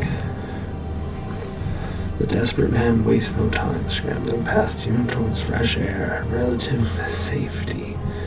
That was Ari. Cat seems flustered. Poor bastard, sounds like he's losing his mind the way he was talking. trapped down here for days. He's an arse, but he didn't deserve that. None of them did.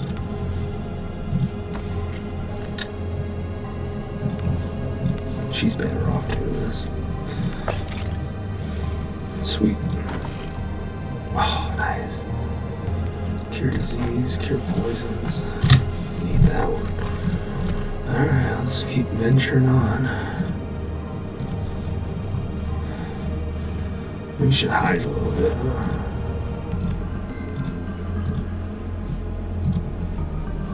Wow, it is quite a maze down here.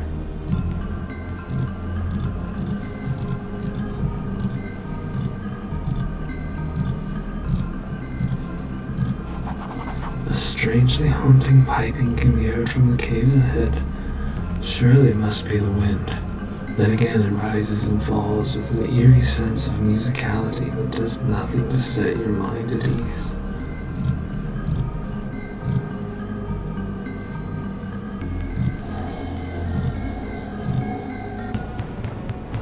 Oh, interesting.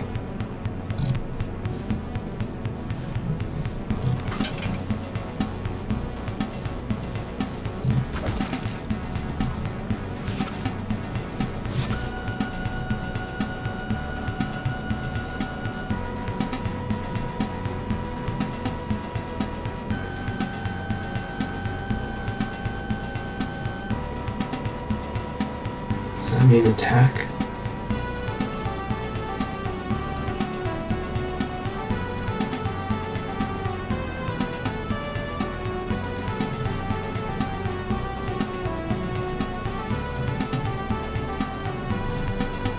What is her status?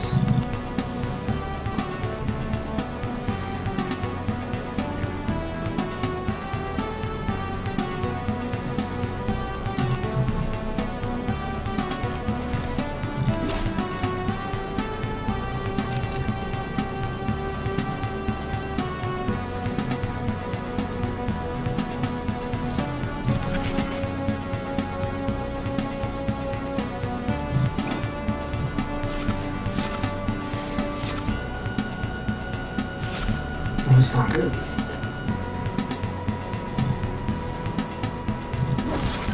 Nice.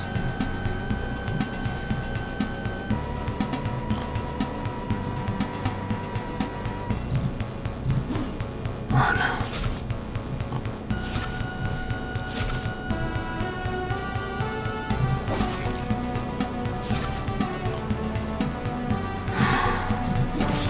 Nice. Next.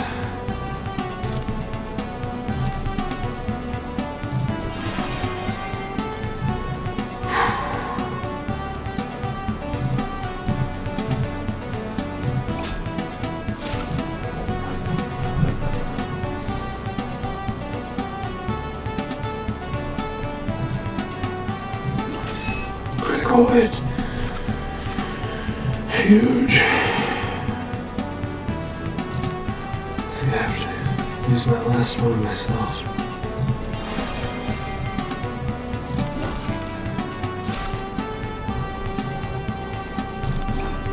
No. Okay.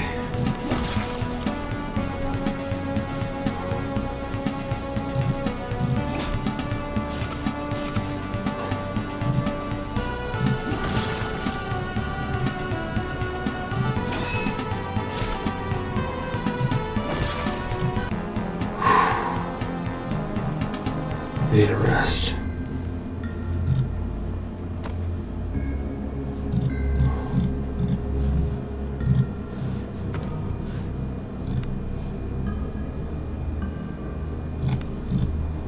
Perhaps there's a bed over here.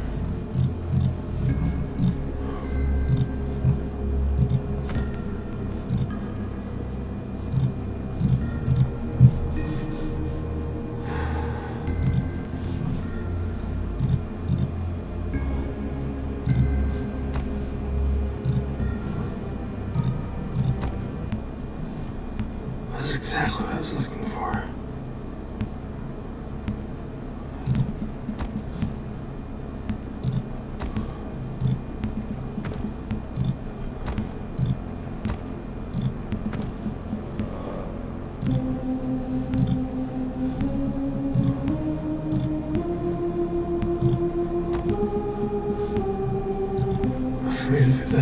is.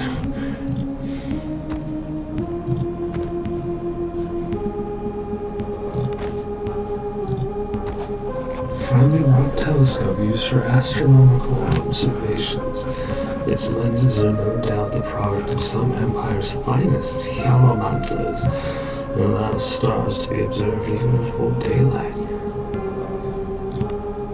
You point the telescope skywards, and after a few moments of searching, you find a gap where the stormy skies have parted just enough to allow you to examine the stars in their firmament. Examine more closely.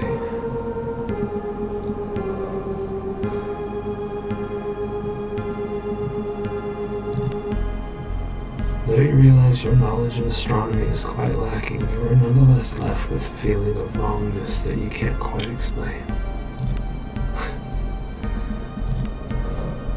You look out upon the churning gray roil that surrounds the windswept shores of Idra, and far out there among the great waves and beating winds you swear you momentarily see a great glistening shape shifting just beneath the surface. Whatever madness has befallen the island, you are certainly safer here than on any ship out there.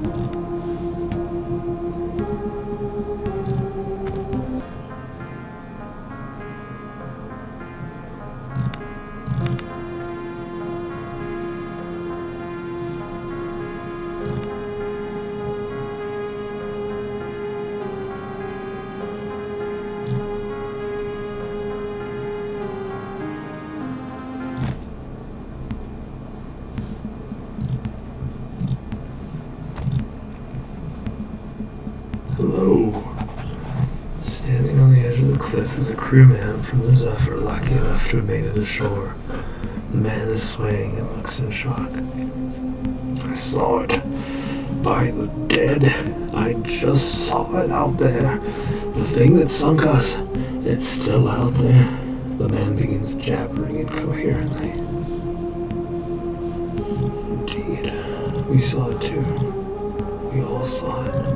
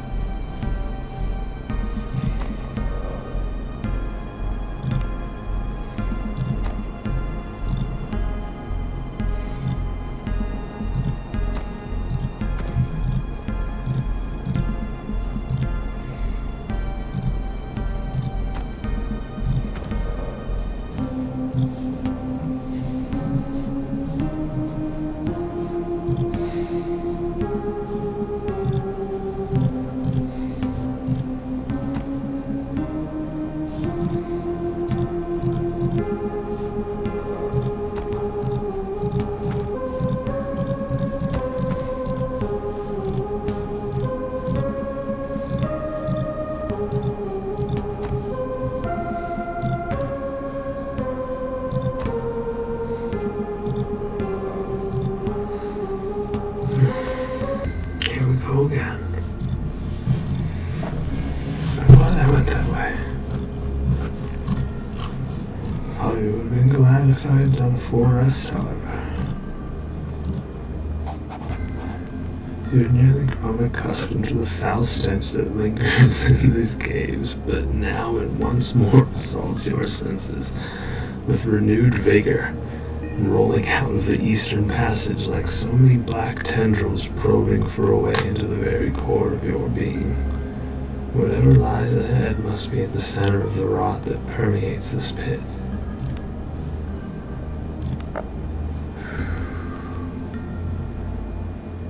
Success. And through grit alone, you refuse to let the foulness find your purchase and fight down the nausea that wells up inside you. Barely or something. I'll be right back.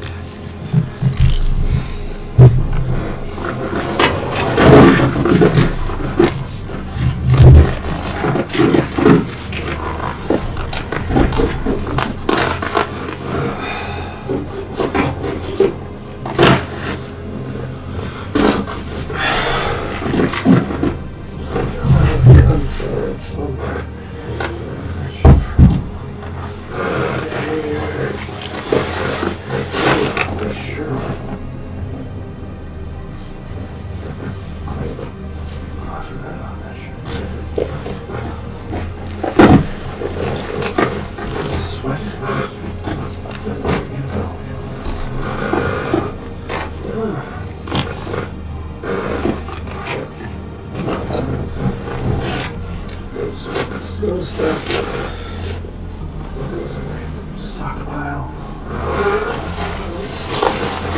Trash and stuff inside the steel beanie.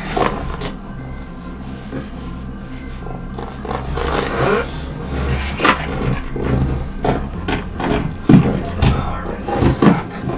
Towel. Sock pile.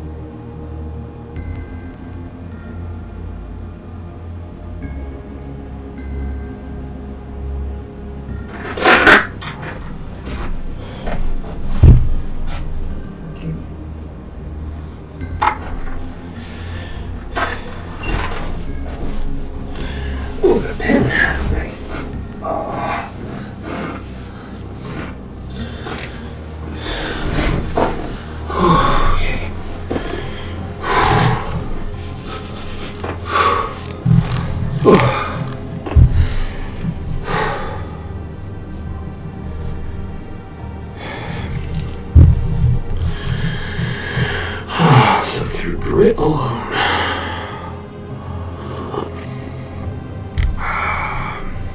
I'm gonna record that in my keyboard.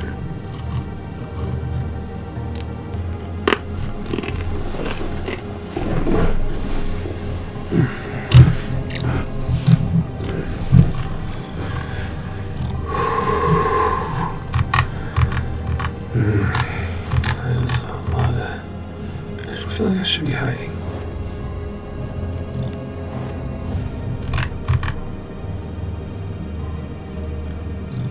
It took too long.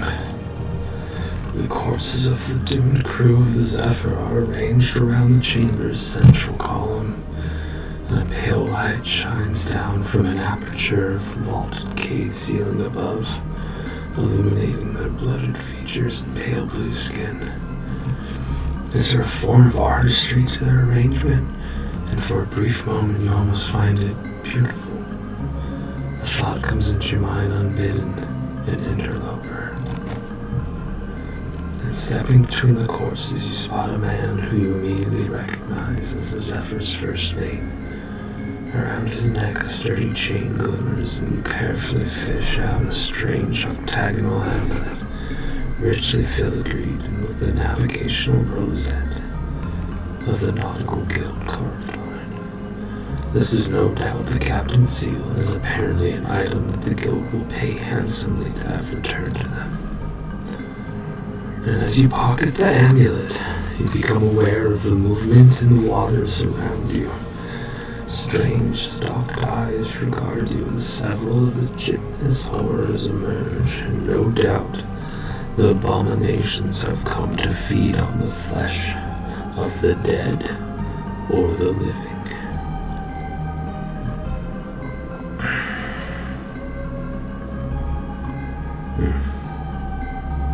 Or Achilles beast.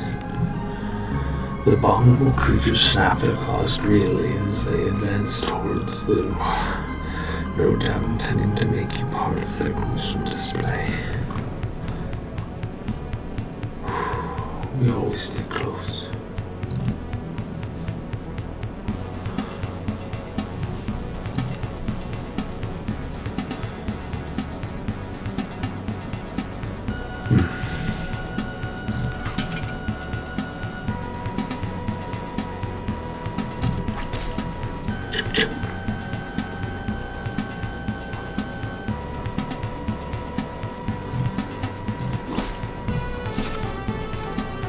Nice.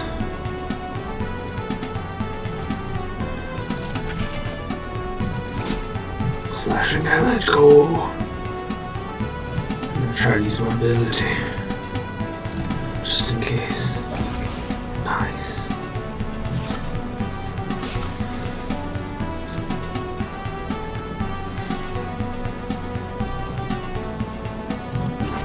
Critical hit.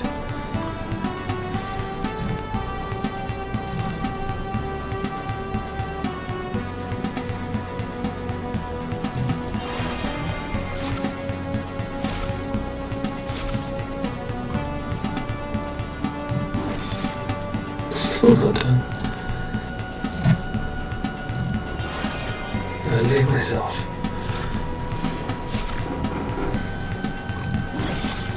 There we go.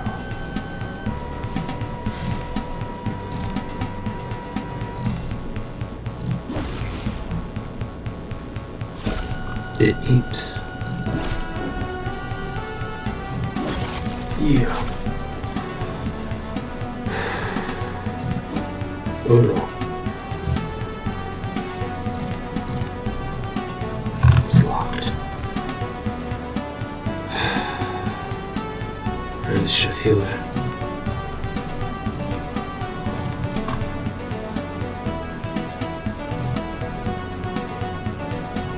Oh, it's too late.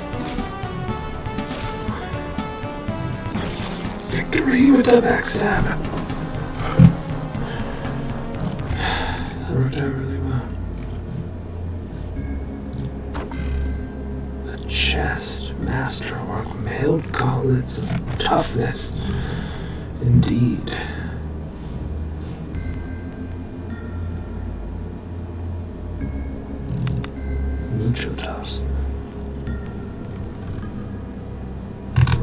macho, macho, muchacho.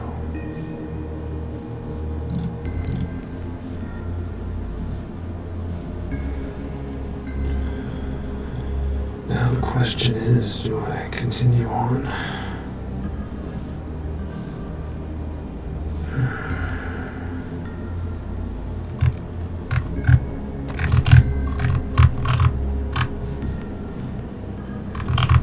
I think I should do this.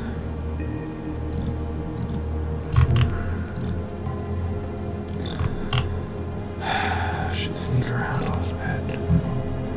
Use my last heal on her.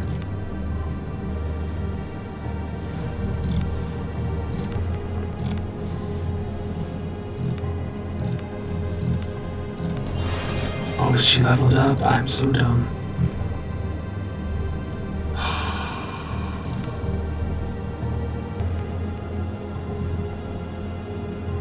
Should I go back? That's okay.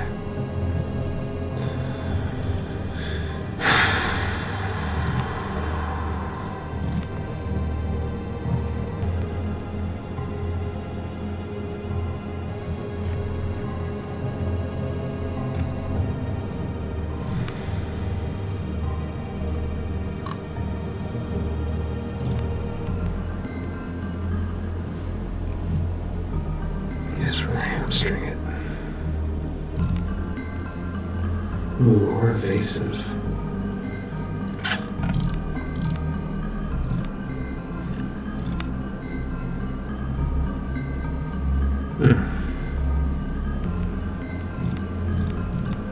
I like that.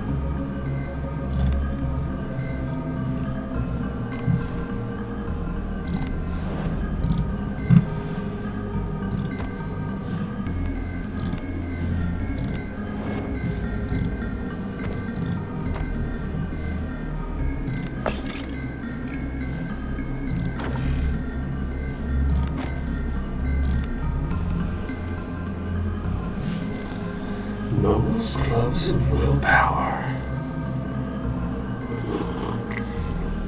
Nice. I'll tell you what, you have those.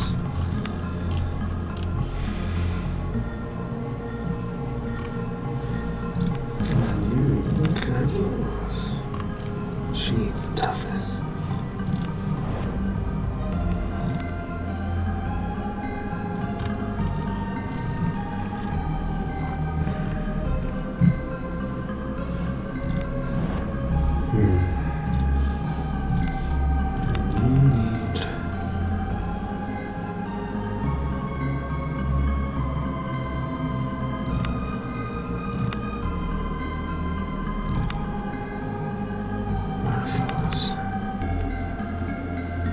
Now we're good.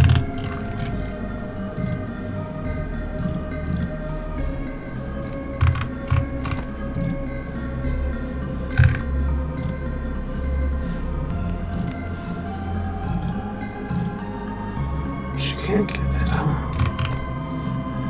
It's too bad.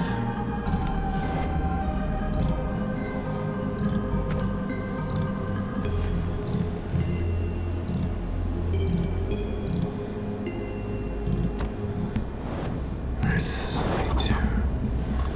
Stepping into the fresh air, you pull the strange octagonal guild seal from your pocket and examine it more closely.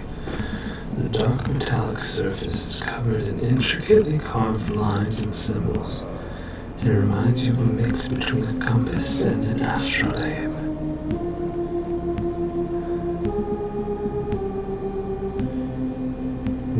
Definitely not grafting.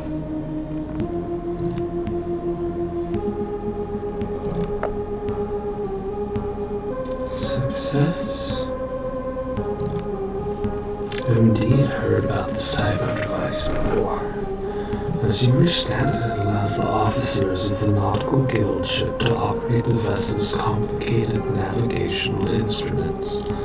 But more than that, it also serves as a device that records the captain's log. No doubt the information stored inside this device is its true value to the Nautical Guild.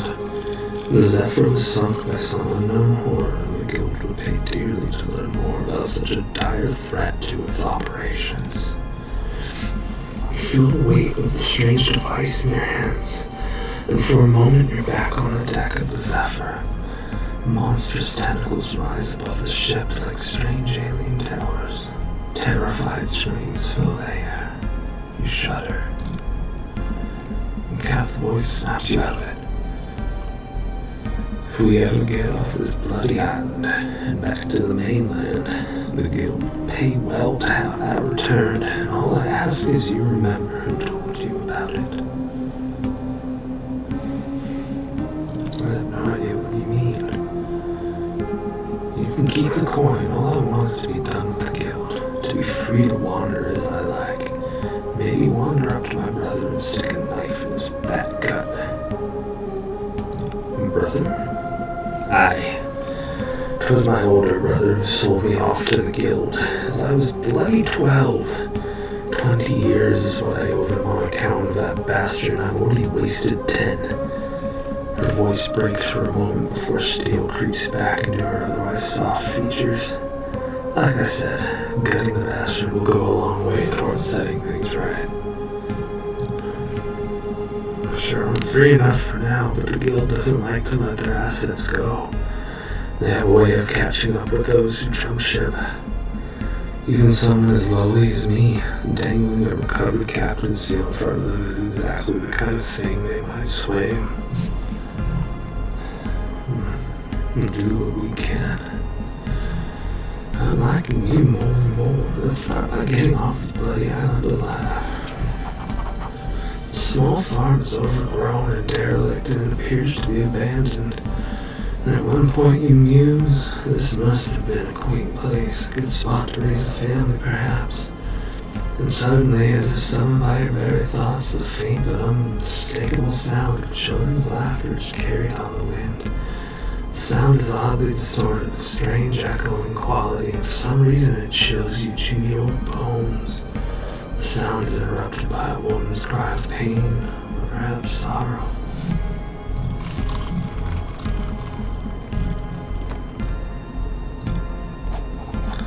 A woman sits on the grass ahead of you with the well looming over her. She is emaciated, ragged, and covered in grime. How long has she been sitting here? Days, weeks? She rocks back and forth, almost catatonic.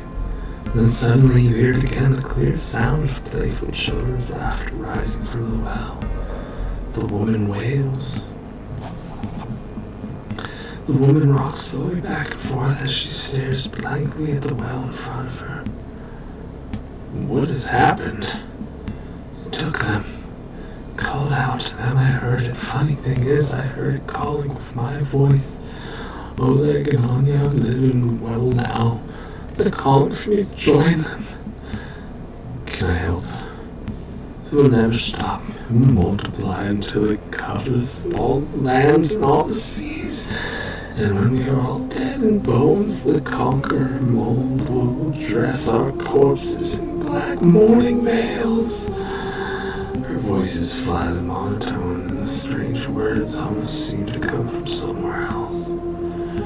She then lets out a deep sigh. But if I had my children's bones to bury, it would give me some respite. A moment of silence, and then the sickening sound of children's laughter once again rises from the well. Oh my. Oh, I got potatoes, please.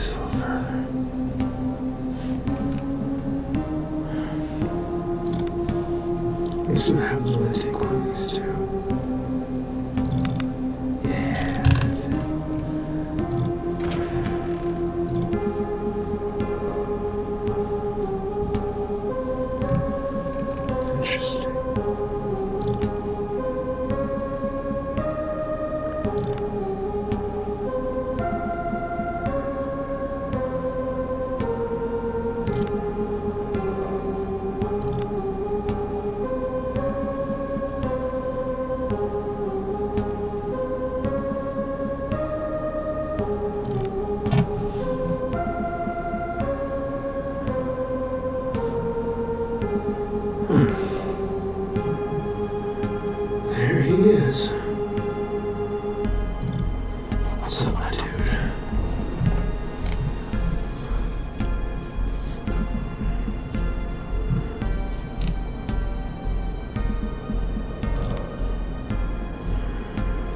The fireplace casts a warm glow across the piles of old fish bones, broken furniture, and strange trinkets that litter the ruined home. Basil hums contentedly to himself.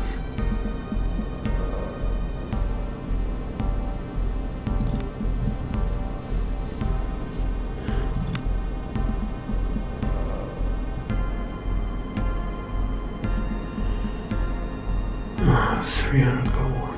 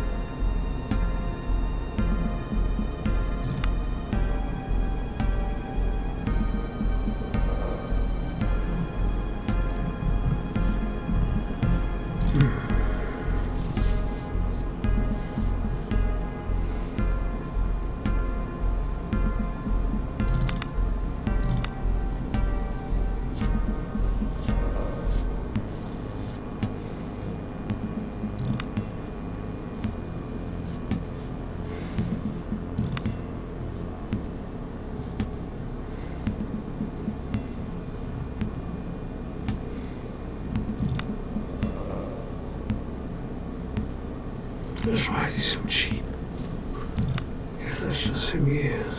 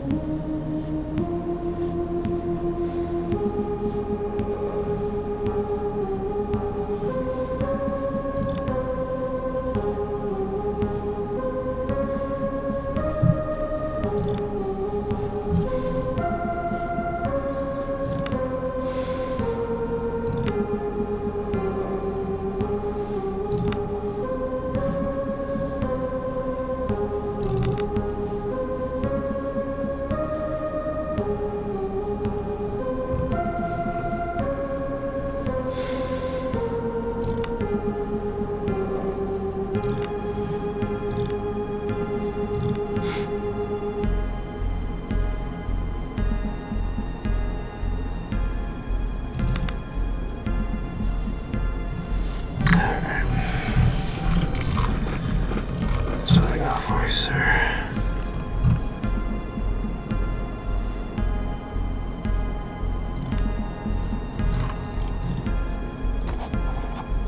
The chest ahead of you is wet and covered in seaweed. It also looks familiar. Instantly you realize this is your luggage from the Zephyr. It didn't so do well to get during the mutiny, but by some miracle it made it to the shore where it must have been salvaged. Better yet, the combination lock remains sound, meaning the content of the chest is likely still unmolested. You best not be getting any ideas about property, little fishy. Basil growls as he eyes you suspiciously. I think you mean my property. What old Mother Maelstrom saw fit to bequeath upon me is I keeps. Still eyes narrow as he fiddles the strap of his club. Then again, that's not to say I mightn't be willing to make a deal with you. What do you have in mind? See, there's this man, a stargazer, he just came here a few days ago, perched himself on that cliff right over there. Still points to the cliff that rises over the beach. The thing is, he was carrying something I can hardly put into words. It's like a tube with glass in it. He used to look at the stars and such. Telescope. That's what he calls it. Old Basil would love to have it if you can get your way up to where he may camp. There's a meaning in the stars. You see old wisdom and such. And don't cry. Basil saw a big old fat crows circling near the camp. I'll bet Basil's eyes that stargazer dead and rotten, and the telescope just waiting to be salvaged. Let's see what I can do.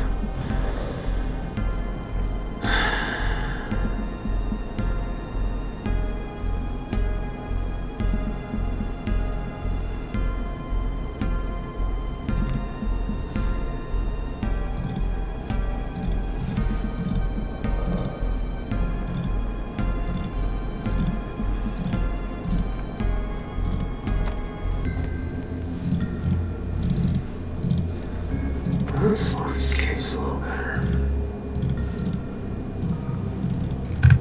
These things just off like this. I'm not clicking so much.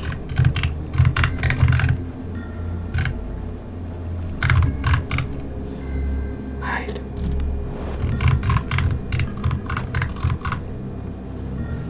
You hide.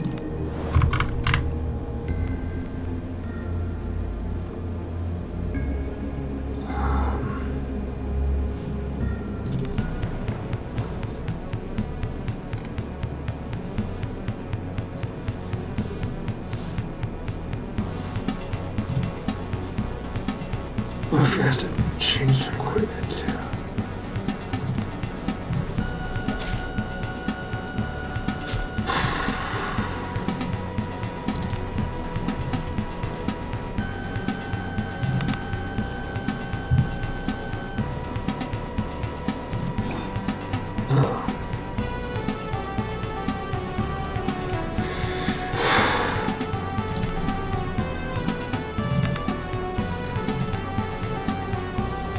Neat.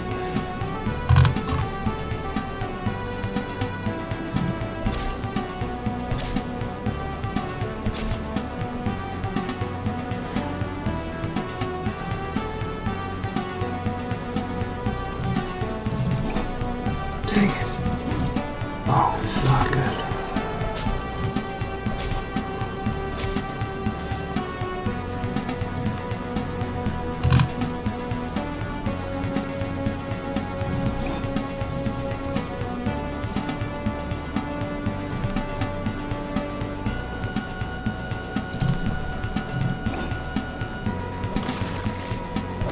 Holy crap.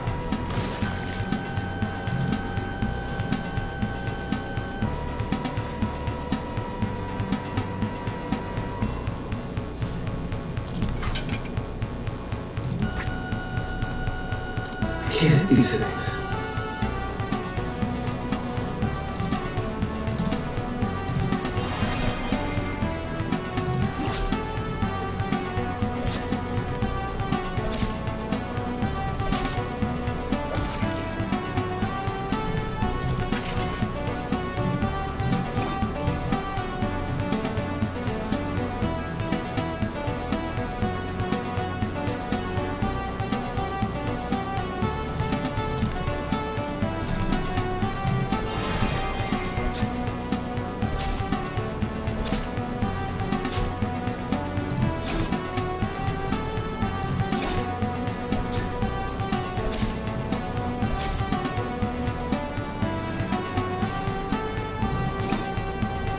Ridiculous.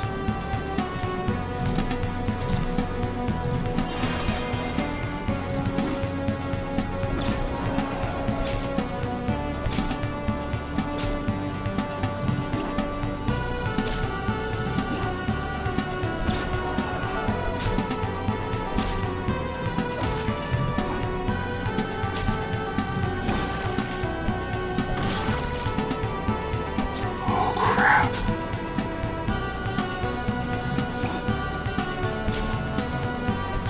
I'm gonna die.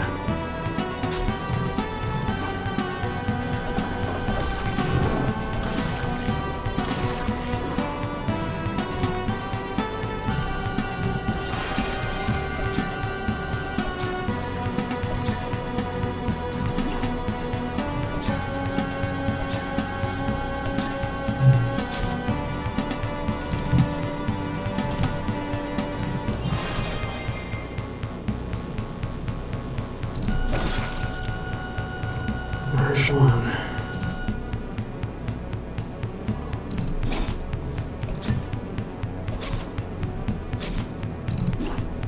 Oh.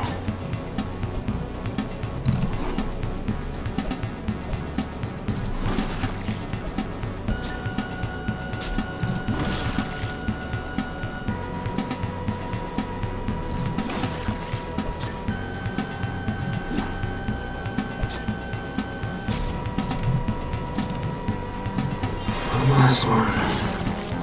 Wow.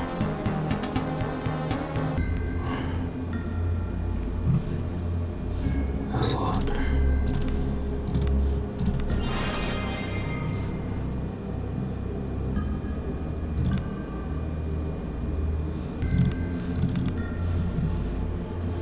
Injure your arm, injure your head, weak disease.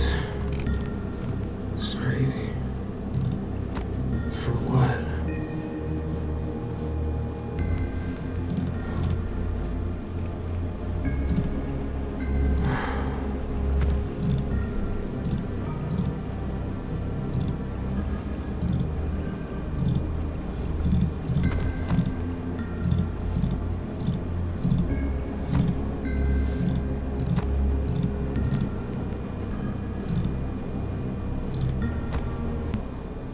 Oh, it's not where I wanted to go. Dang it.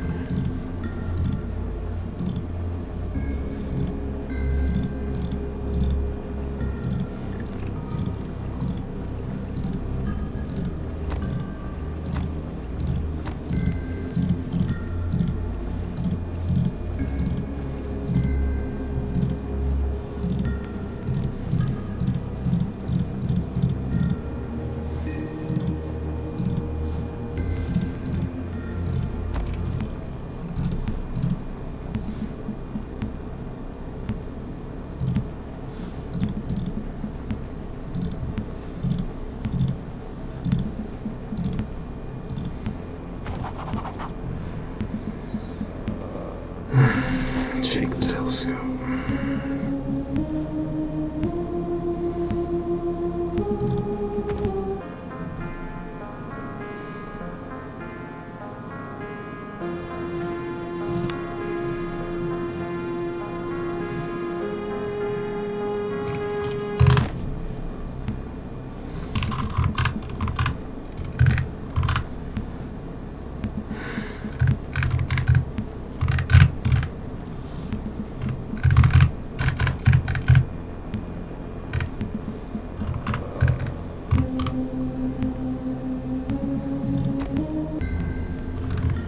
We'll see what happens if I try to sleep in this bed.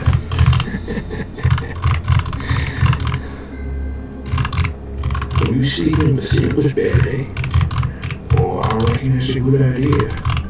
Sleep on the sleeper's bed.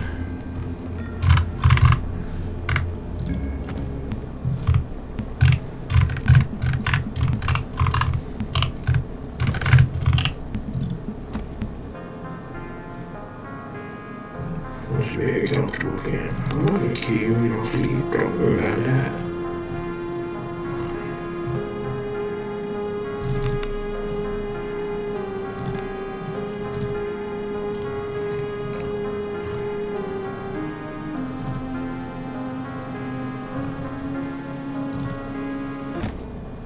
It's still weakened. Interesting. Well, you can feel yourself growing stronger with every trial you face. If only your coffee could stay more hot. Each adventure leaves you just a little faster, a little braver. What more are you capable of?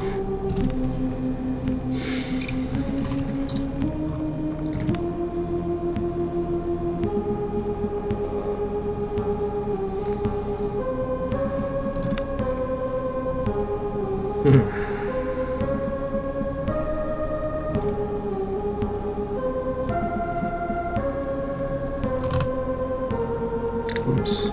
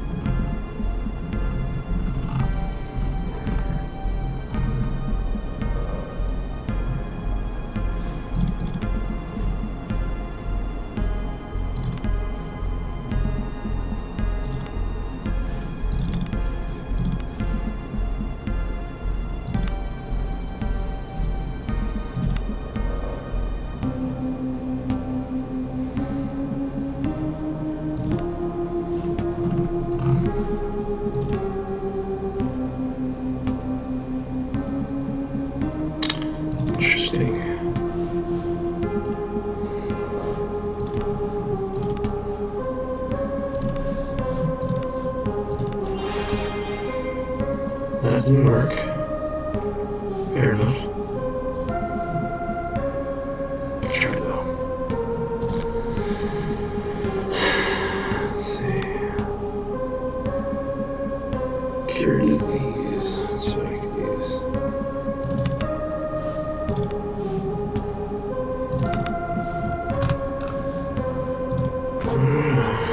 I have the telescope. As you hand over the telescope to the wreck picker, his eyes light up in not wholly sane manner. Just your good fish, the sailor shouts over his shoulder as he rushes out to the yard with his new prize.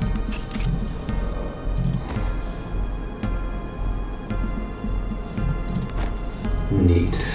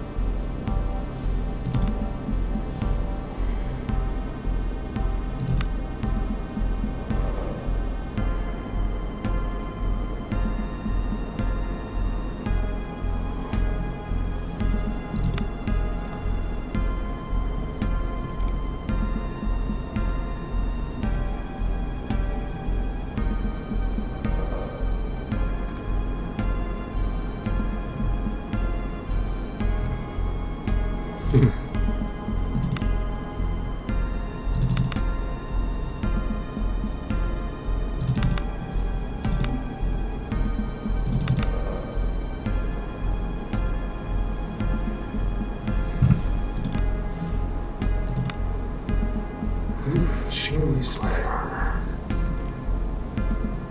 It's okay.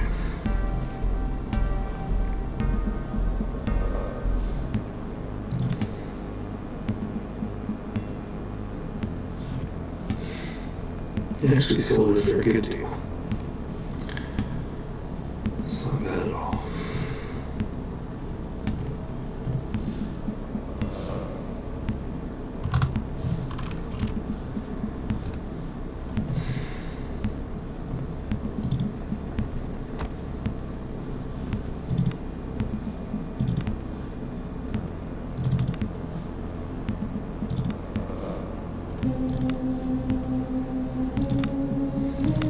Got some potatoes.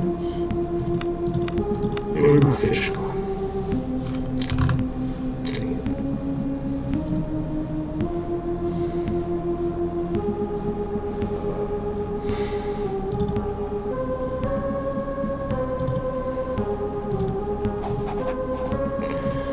This one should be this one.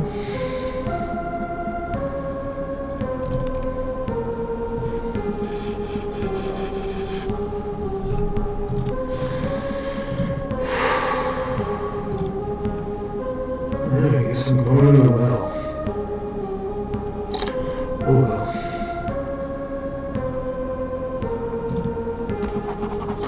The well seems ordinary enough until you examine it more closely. A thin layer of slimy black mold seems to cling to its walls, and a heavy odor of filth rises from its depths. You could swear you heard something splash around in the shallow waters.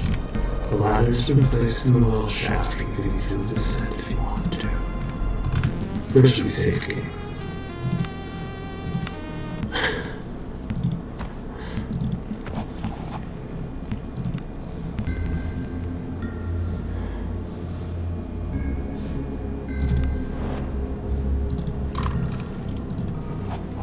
As you descend deeper into the earthly cave, you realize that the black mold covers most of the walls.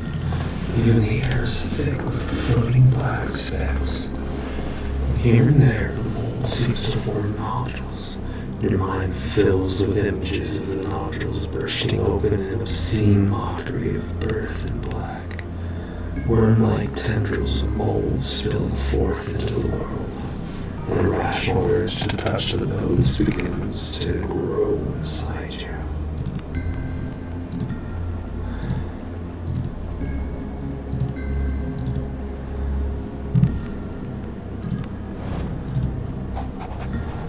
Perhaps it's the thickness of the air, the sickly miasma that fill this part of the cave, but stars flash before your eyes.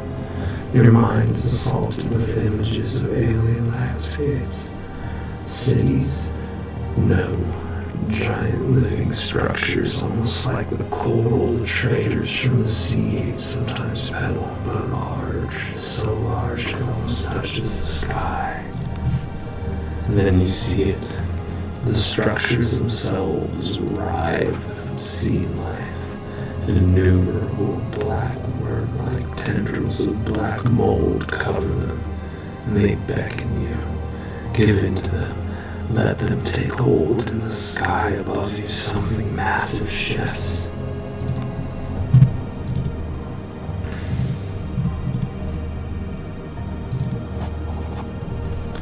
You feel as if you're dragged under into the crushing blackness, to unfathomable depths. Stars flash before your eyes again, and once more see the impossible landscapes.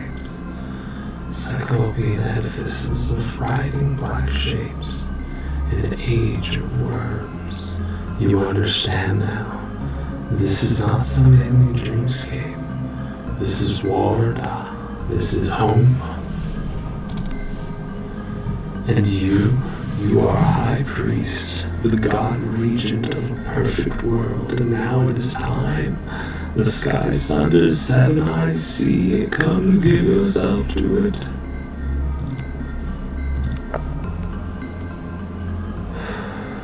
Bring glory to your ancestors. And gathering all your willpower, you wrest back control of your faculties and forge ahead. And on the wall ahead you spotted a festering ganglion of black ichor with two small human skulls glittering from it.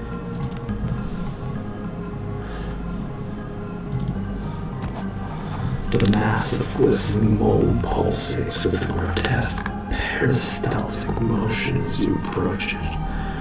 Embedded in its collection of small animal bones, nonetheless, you have no problems identifying two complete small human skeletons. I grab the bones, and one by one you pry loose the bones from the writhing of the ganglion. Its motions become more and more agitated as you work and wave of relief washes over you as the last piece comes loose. And now you must make your way out of this death trap. Yes.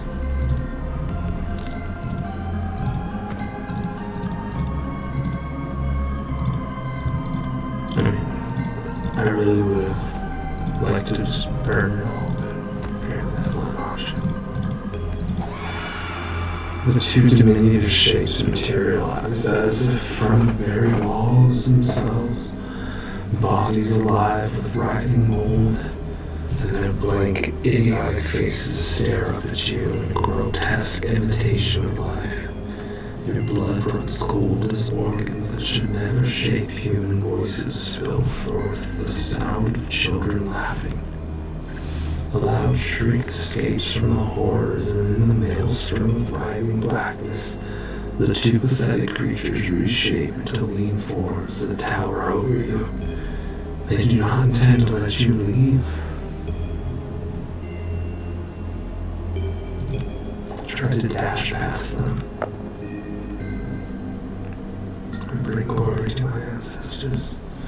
And feigning left and dashing right, you manage to slip past the mindless creatures, and before they manage to regain their bearings, you have clambered up the ropes and escaped the well. As you flop over the rim of the well onto the ground, a faint mother escapes from below.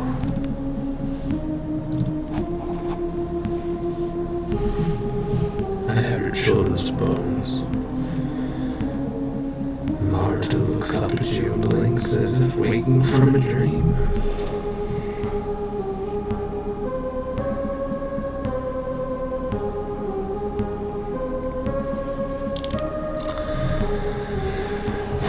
Without a word, she gingerly takes the small bundle of bones in her arms as if it was a swaddled infant, and she cradles it for a moment and then looks up at you with grateful eyes, and she gently strokes your cheek once, then turns and wanders into the fog. You set her free, falling to your knees, you retch violently. If it is from the conqueror mold or the emotional moment, you can't quite tell. And kneeling in the grass, you notice a satchel lying where Martita was kneeling. And you get a feeling it was left there for you. Slowly you regain your composure and get to your feet, shambling away from the well. You suddenly stiffen. Did you just hear something? A child's voice, perhaps? Or was it just the wind?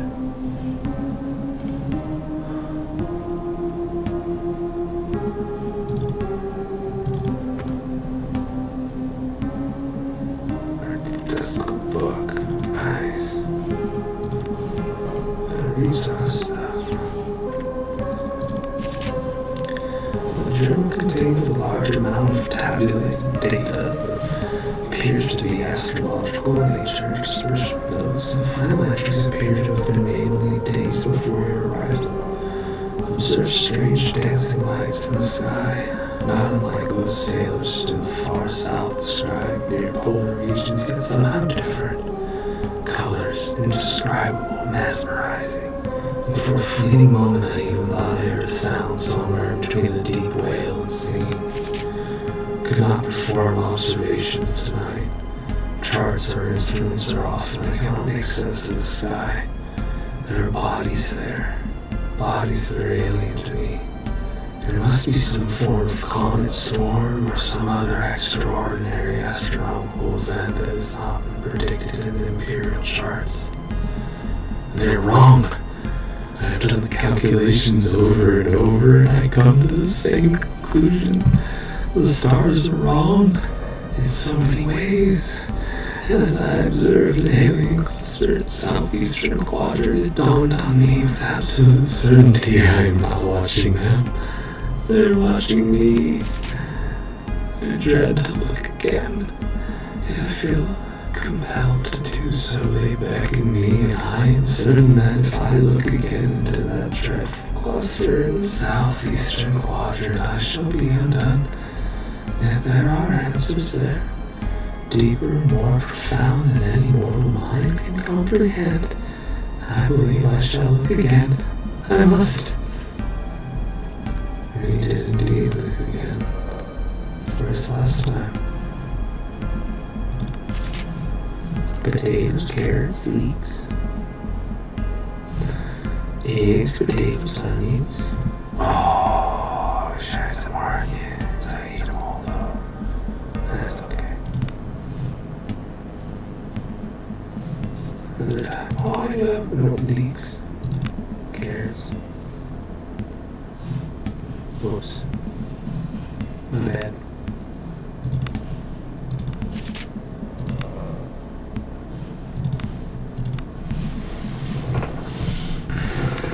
Gold ring. I give the stew cat for your freedom.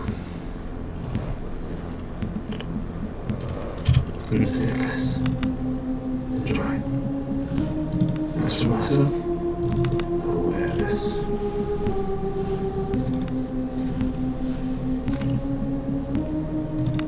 Would you like some rags?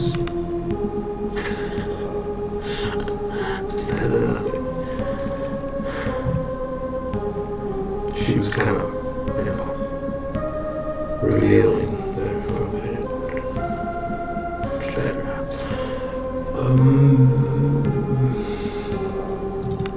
Potatoes.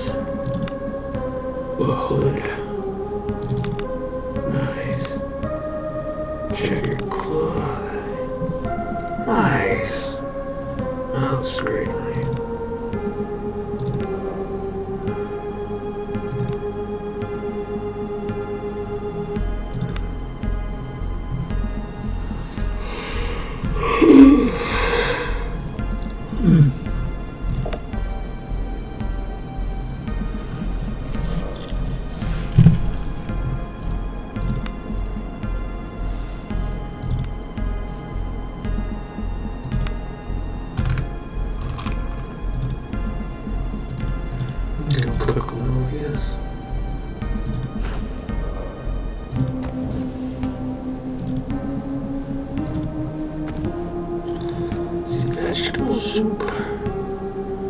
carrot leads to potato. Craft it. Craft it. Nice. I don't have any. 'Cause I'm dumb.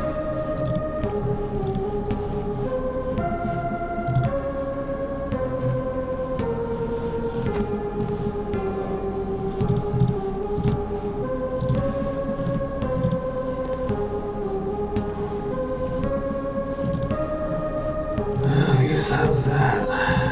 Time to the lighthouse.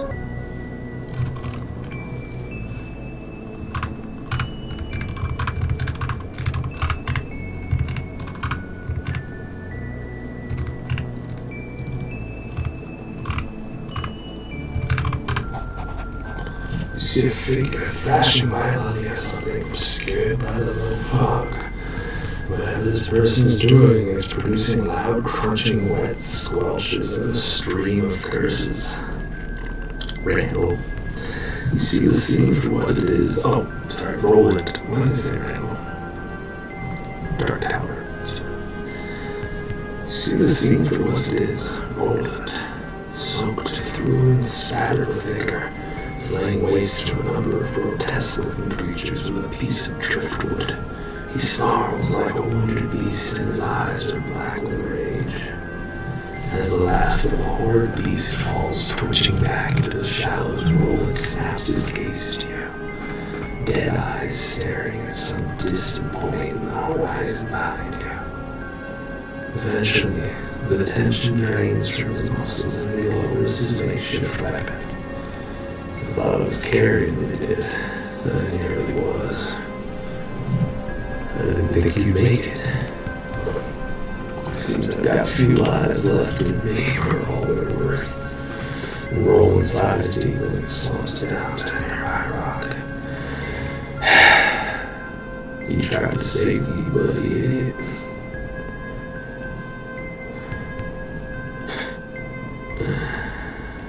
I expected that. Spoken like a true mercenary. There might be hope for one of us after all. And now there's work to be done.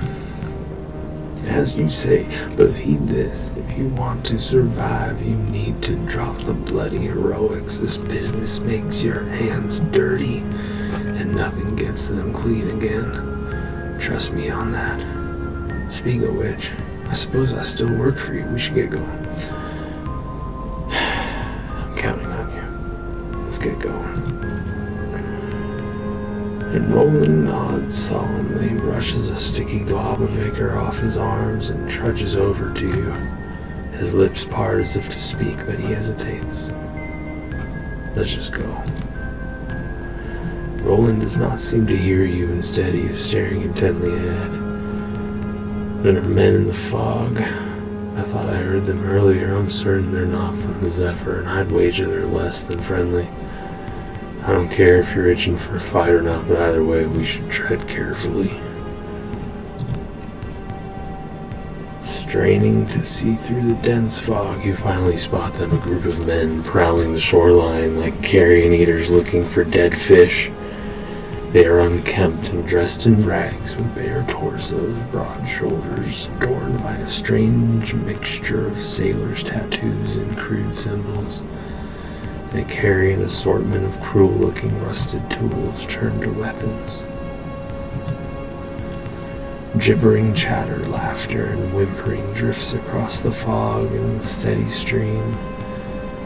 Whoever these men are, their minds are long gone. You sit still until a group of them passes you by. Perhaps you might be able to slip past them.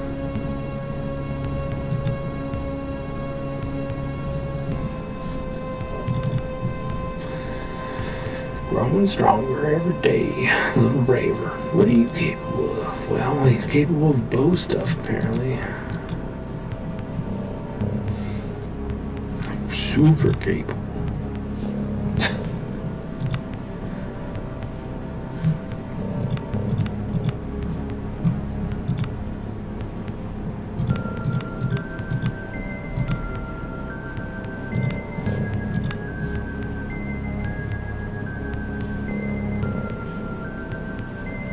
Nice.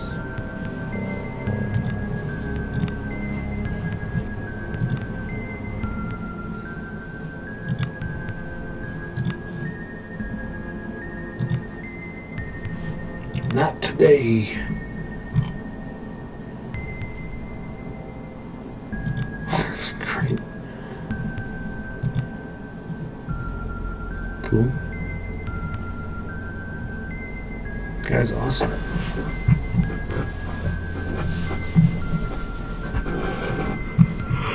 Get him a bow.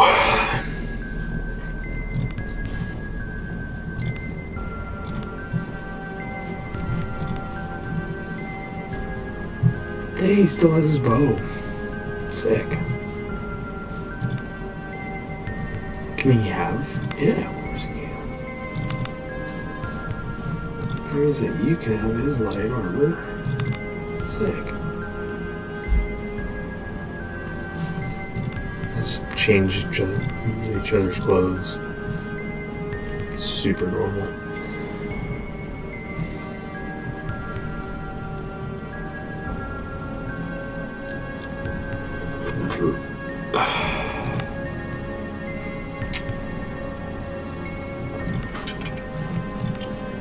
Short bow? You got a crude short bow. Cool.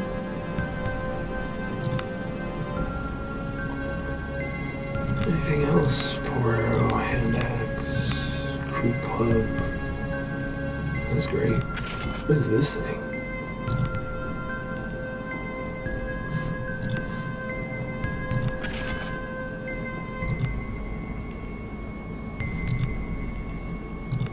Probably need some arrows.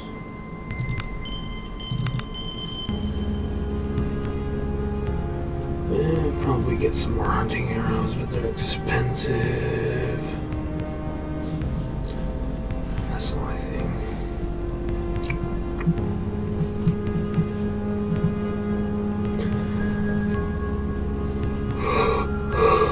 I think my heater's on. It's cold here.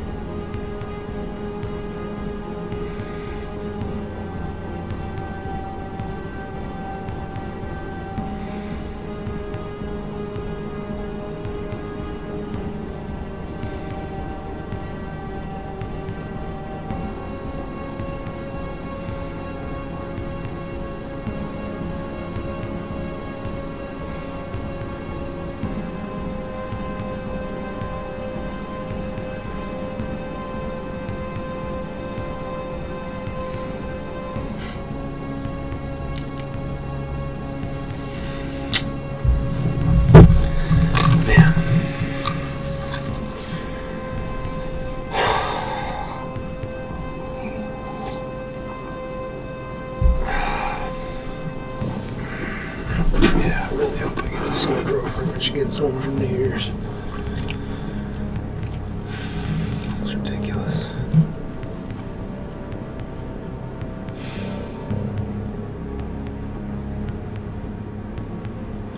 Alright.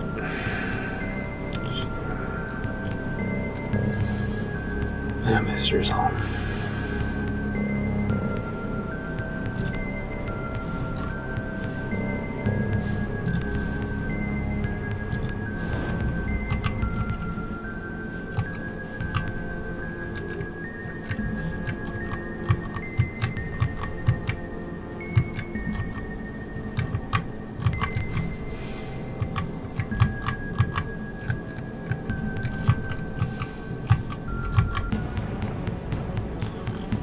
this isn't good.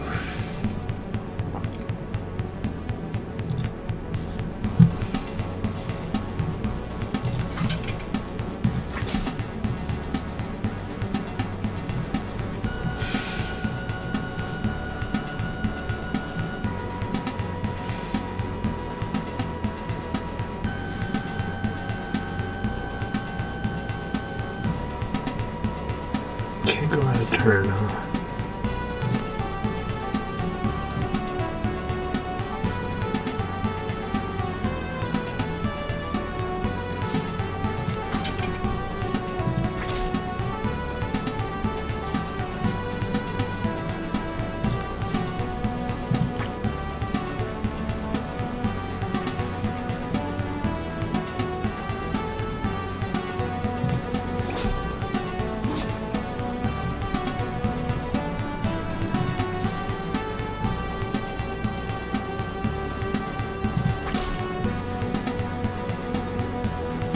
Those are pretty beefy.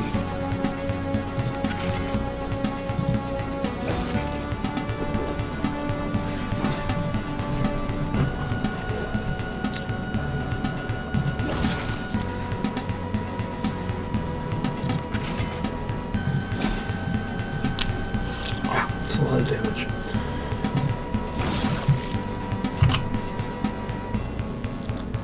Yeah, might want to run.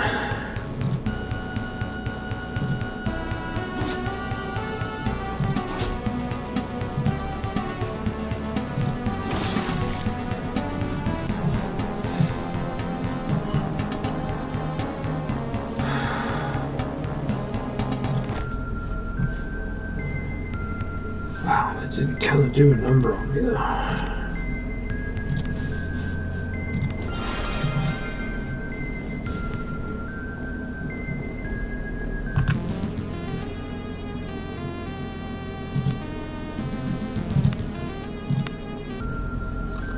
This game's gonna be way too short. Dang it.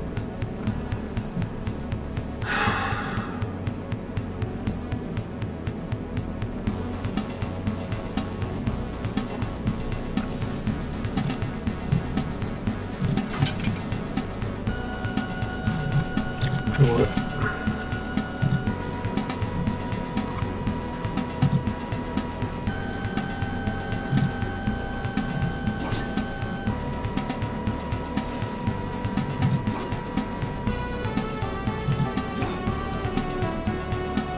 Who is this guy?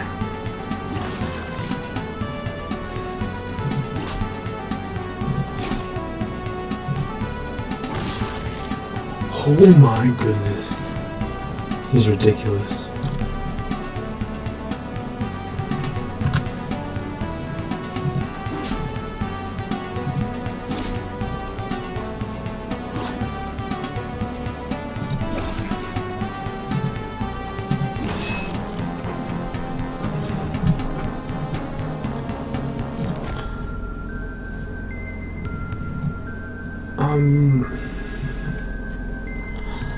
Should we sleep?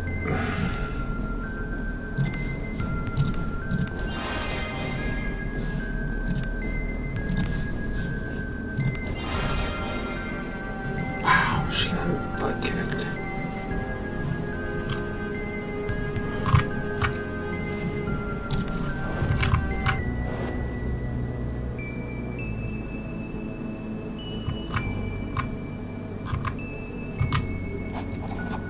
An ancient lighthouse rises steeply from the bluffs ahead of you. The beacon is still lit, though. It flickers weakly.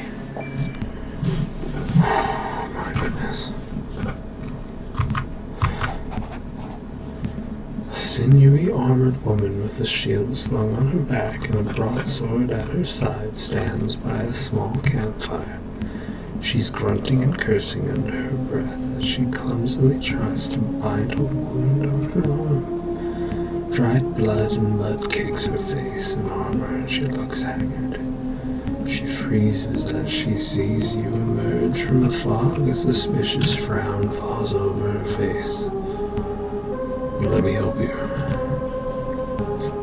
No need, she growls smiles as she finishes the tourniquet using her good arm and teeth. Bless you for offering, but I can manage. I would kill for some water, though.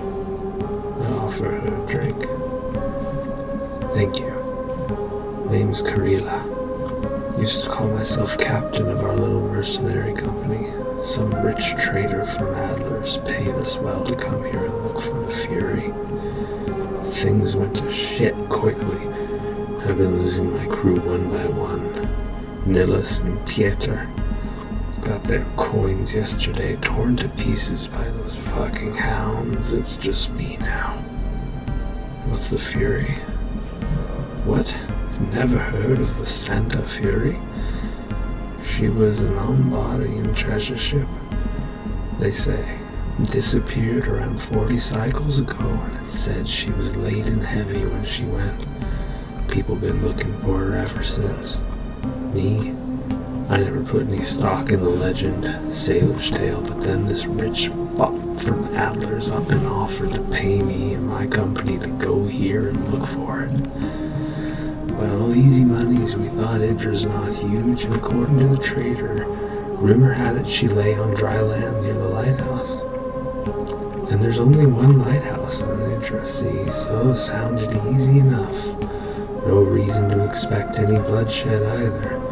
Idra used to be nice and peaceful. Our steel was mostly in case we did find it and needed the guard the treasure. Needless to say, that's not how it went. You didn't find anything? Not a scrap. We searched every inch of this island, and let me tell you, the Santa Fury's not here. Bloody can't be. Fucking ship on dry land? And near the lighthouse? Nonetheless, it does not exist. You mind if I give it a go? I would hate to see you spill your guts on this bloody island looking for some ghost ship. Then again, you might have better luck than me and my... Karila stops briefly and her eyes water up. Just be careful. Idra's not peaceful anymore, and I suspect there are things out in the mist far worse than the hounds. What happened here? Honestly, I don't know where to start. There were lights in the sky, flashes and orbs, some over Horn and others over the island's interior. Minor quakes even. And then things went real bad. People lost their minds and animals started changing. And what terrifies me is I can't even tell you how long that was ago. Days, weeks. Her voice rises in an anxious tone. I just need to get away from here off this fucking rock. And what will you do? I'll try to make my way east around the bay. Maybe there are larger groups of survivors there, or perhaps even someone with a way of getting away from here. Good luck. And if you ever find that bloody treasure, buy me a drink next time we run into each other. Karila packs up her gear and begins to carefully make her way through the mist until she's gone.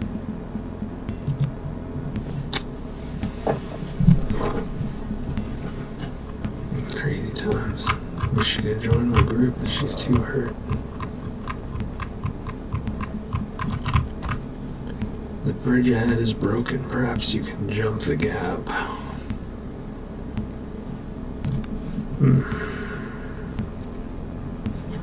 Who has the best athletics check? 3. I'm pretty sure it's you.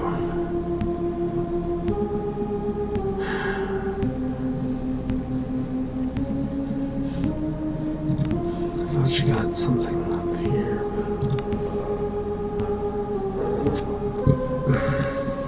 Increased athletics. +1. I thought she had 3 to begin with. You have 3, but she has 3 +1. That's a big gap. Uh-oh.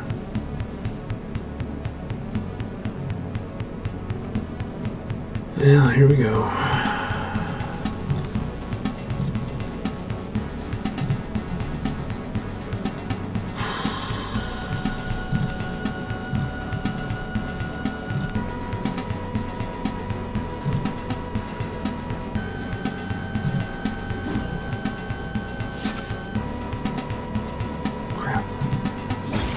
Yeah. I don't know.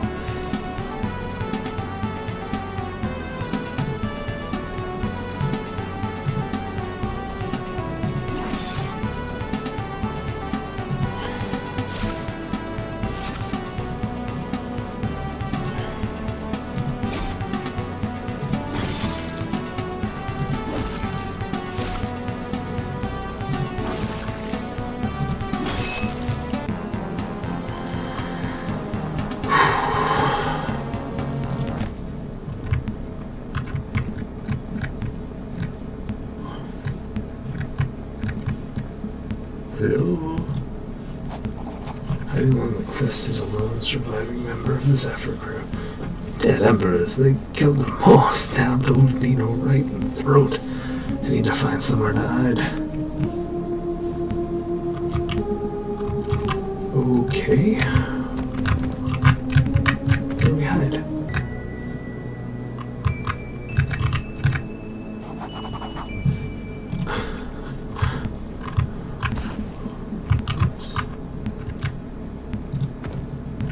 We got a shovel. And a lantern. Nice. Oh, I should equip a lantern. They should all have lanterns.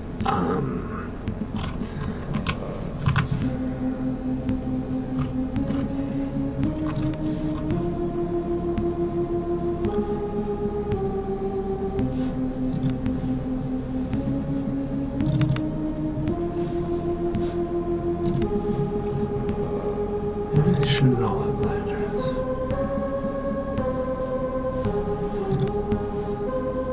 You know what? Give me this lantern.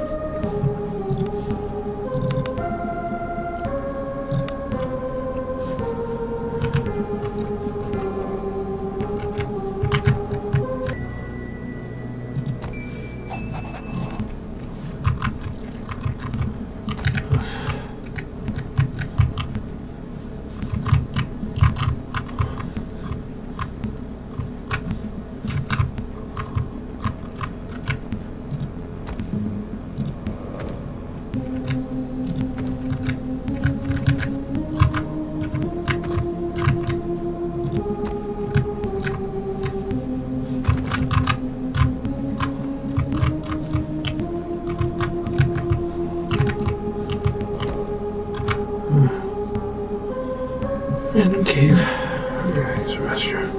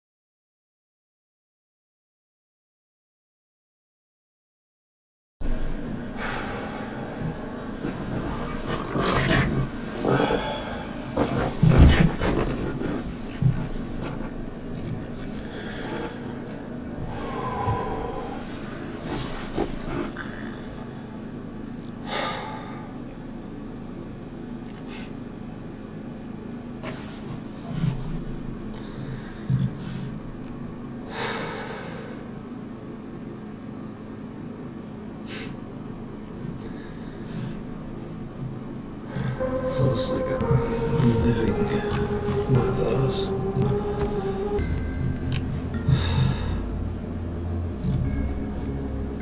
Great game.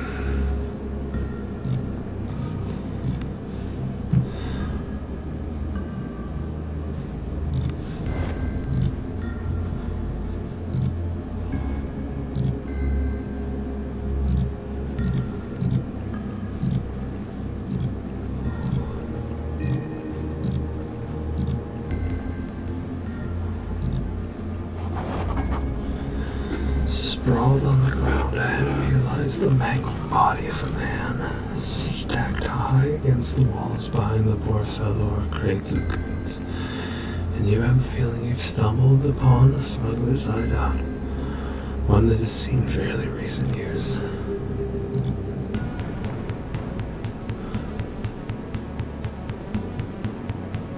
Interesting. Alright, here it goes.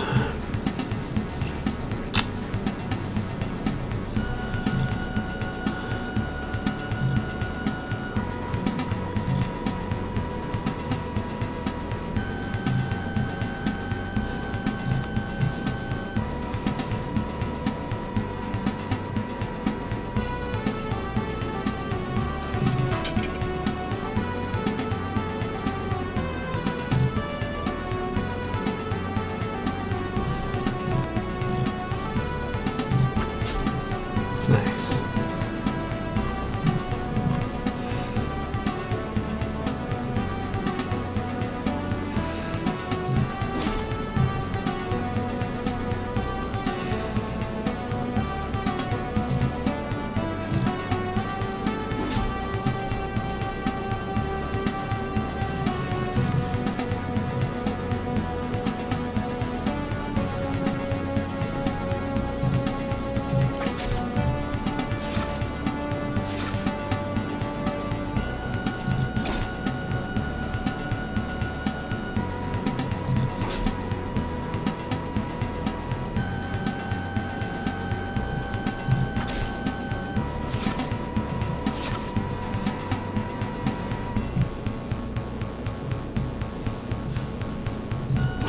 Nice.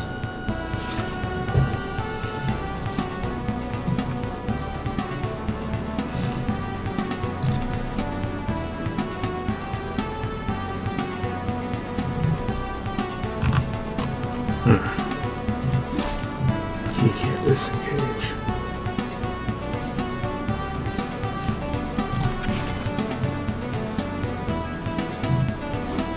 Oh, it's such a terrible time it is.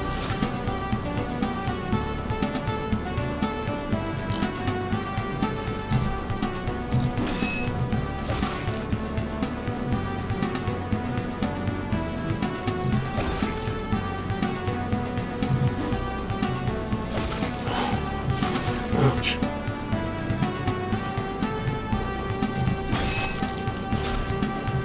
Alright, now you can help.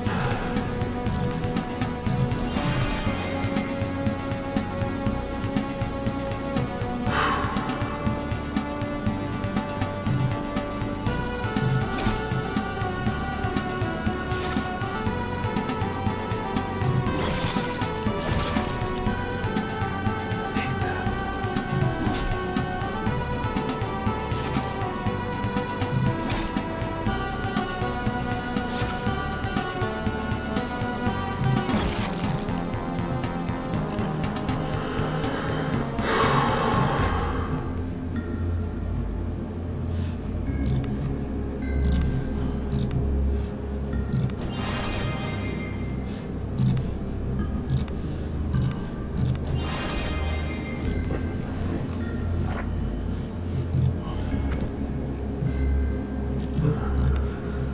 Switch over to her.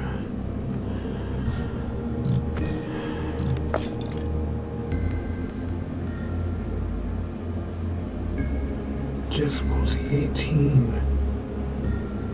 Whoa. I had no idea. Is he actually better at it?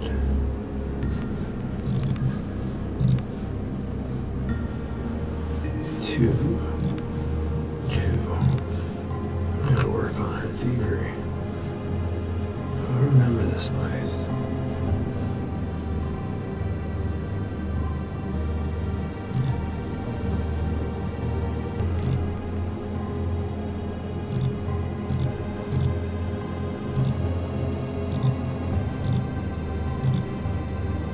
Need a rest.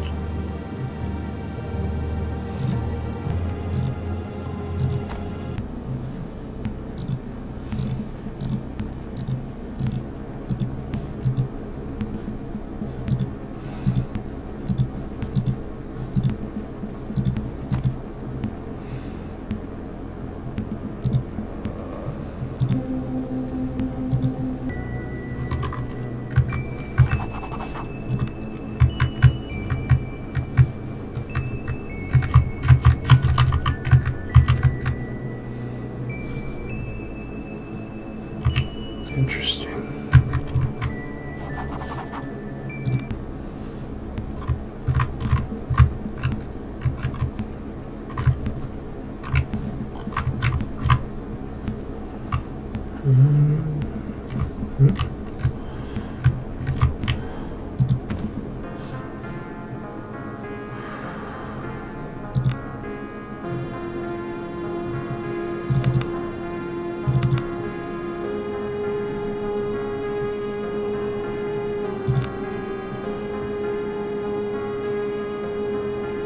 Baked mushrooms.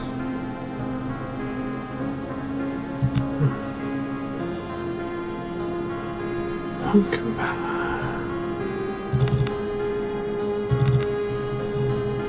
Alright, that looks good.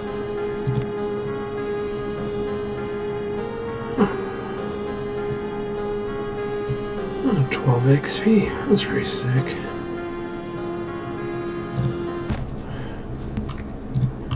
Alright, well, I'm pretty exhausted. I'm gonna go to bed. GG's.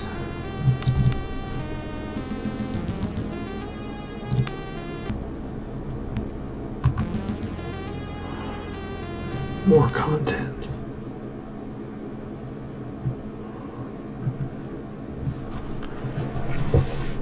Cool.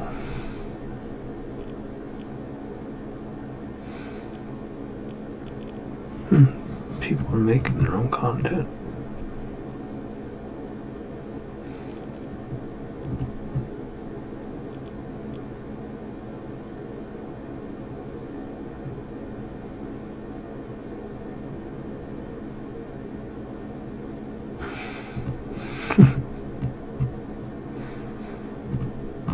That's pretty cool. It's a great engine. It's fun. Like Baldur's Gate, I have no idea what's happening sometimes. Here I'm like, oh, I get it.